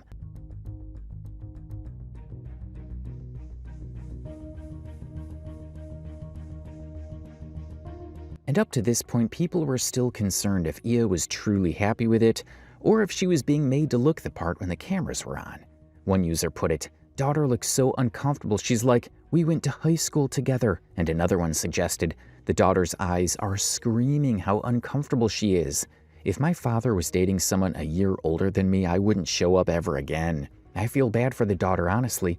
She looks like they forced her to pretend she's cool with it." But, man, they both call him daddy for different reasons. Maybe they were right to be concerned for her, and perhaps she just let her dad do what made him happy, even if it meant saying nothing and bottling up what she really felt. And although nothing about this was illegal, considering that Ia was an adult, Celine was an adult, and Raf wasn't hiding anything. It crossed lines people didn't know how to untangle. The discomfort wasn't just about a 22-year age gap. Age gaps exist everywhere, and many people defend them without hesitation. The problem here was structural, because Ia and Celine occupied the same generational space. They had the same cultural references, similar maturity levels, and perhaps similar daily routines. They were treated as peers, not separated by a clear parental boundary. Yet they were both tied to this same man in two completely different roles. That overlap is what made people uneasy, because neither role was clearly distinct in how it looked from the outside. To viewers, it felt like watching two parallel relationships exist side by side, with no clean emotional separation between them. That's why once Celine entered the picture and became best friends with her dad's fiancé, the story stopped being merely controversial and became uncomfortable. Even for people who normally defend age gap relationships and believe adults should live how they want, the roles here collapsed into each other in a way that felt socially disorienting. Yet that did not bother Raf and Ia, because by the time they welcomed their daughter, the relationship had already been picked apart online for years. So when news of the pregnancy surfaced, it didn't land quietly. However, what stood out immediately was how intentional they were about privacy. Unlike earlier phases of their relationship, this wasn't over-documented. There were no daily updates, no oversharing, just confirmation, followed by long stretches of silence. After their daughter was born, there was a clean shift from the controversy to responsibility, as the couple became less reactive online and far more focused on home life. Ia, meanwhile, leaned into stability, stepping back from public discourse and centering her role as a stay-at-home mom, and she seemed to enjoy it. I've literally dreamed of this my entire life. I've always only wanted to be a stay-at-home mom and wife. I never dreamt of a career. This is my career, staying at home. I don't want to work. He works. I want to be taken care of. But that media silence didn't last long. With time, as the couple leaned further into sharing the controversial sides of their lives online, it became clear that they were willing to cross any line for more engagement. And as their pages kept growing and the age gap clips kept pulling numbers, another shift quietly happened in the content. It was subtle at first, almost easy to miss if you weren't already watching closely, because instead of just leaning into shock about their relationship, they started experimenting with posts that played into racial stereotypes. It usually followed the same rhythm, where engagement would cool off for a bit, comments would slow down, and then suddenly a short clip would drop that felt oddly loaded, framed as humor or just a joke, but vague enough that it forced viewers to fill in the blanks themselves. The gardeners have planted white roses when I specifically asked for red. You could always paint the roses red. What an odd thing to say.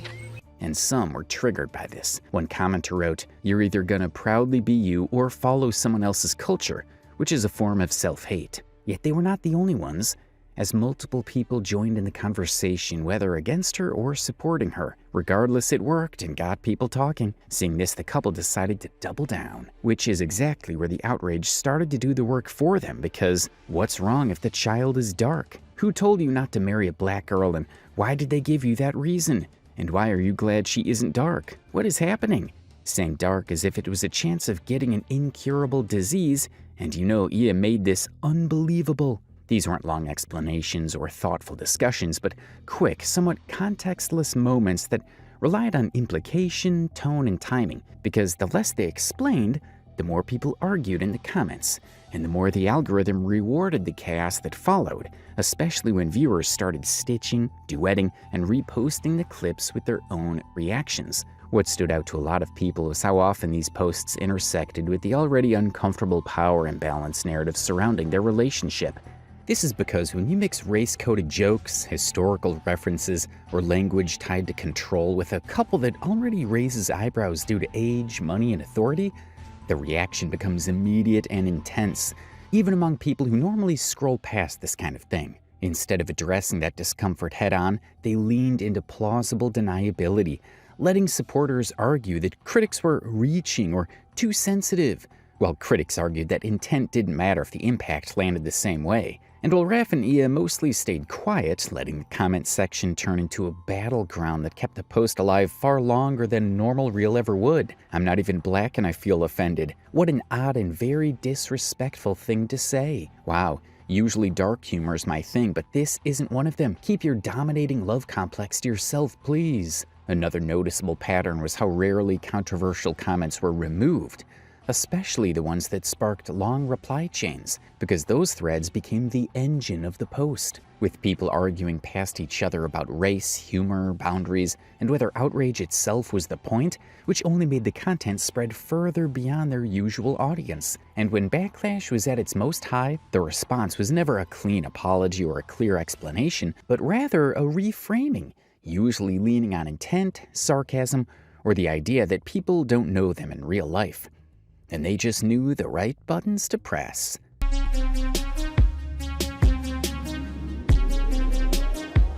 It's like they were not taking any chances with this.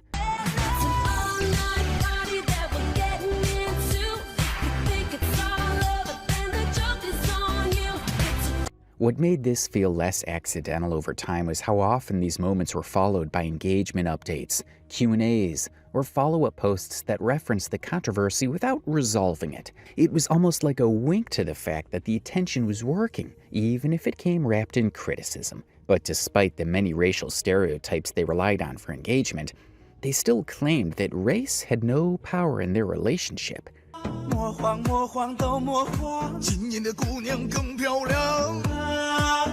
But the race issue wasn't the last creative idea they had. People also noticed how the race-based clips rarely existed on their own, because they were almost always layered on top of existing dynamics, with Raph positioned as the older authority figure and Ia framed as playful or dismissive.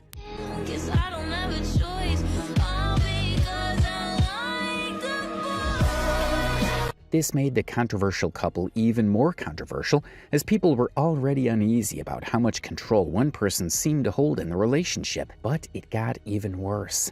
Nothing is wrong with cooking and cleaning for your man. It does not mean that you're a maid, and it does not mean that you're a slave. Like, he can, like, teach me things and, like, help me not make the same mistakes that he might have made back in his youth. And then there was this other one that really divided the audience.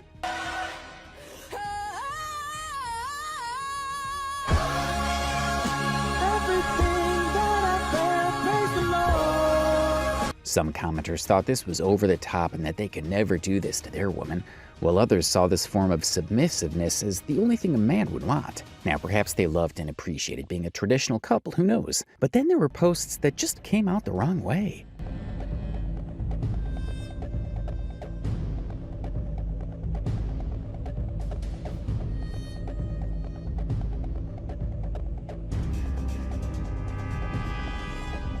As the audience split into defenders and critics, the couple's brand quietly shifted from unusual but happy to provocative by design. And once that line was crossed, every new post was viewed through that lens, with people waiting to see how far they'd push it next, rather than whether the content actually said anything meaningful. By the time viewers started openly calling it rage bait, the pattern was already established, because the clips felt timed, tested, and repeated just enough to keep the conversation alive without getting their accounts banned. And this was annoying to people. One Reddit user posted, "Anyone here watch these two? They have a 1-year-old daughter, and Ian met him when she was 19 and he was 40-something. Most of her content is rage bait, but it's infuriating to watch her post dumb shorts. Like, grow up."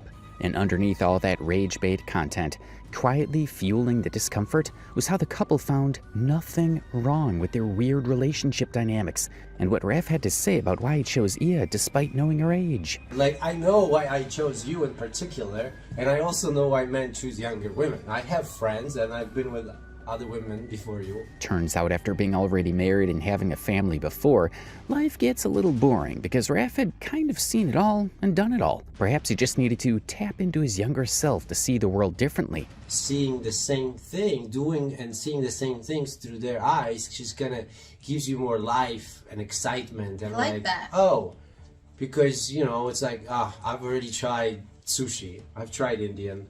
Whether these controversial clips were made just for clout, one thing's clear.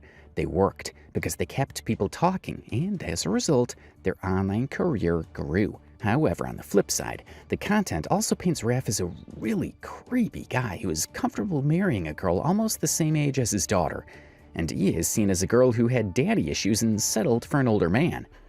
In any case, if you found this video helpful, Or if you think there's so much more to Raph and E than what meets the eye, share your thoughts in the comments below. And if you want more deep dives like this, make sure to subscribe and check out the other videos on the channel.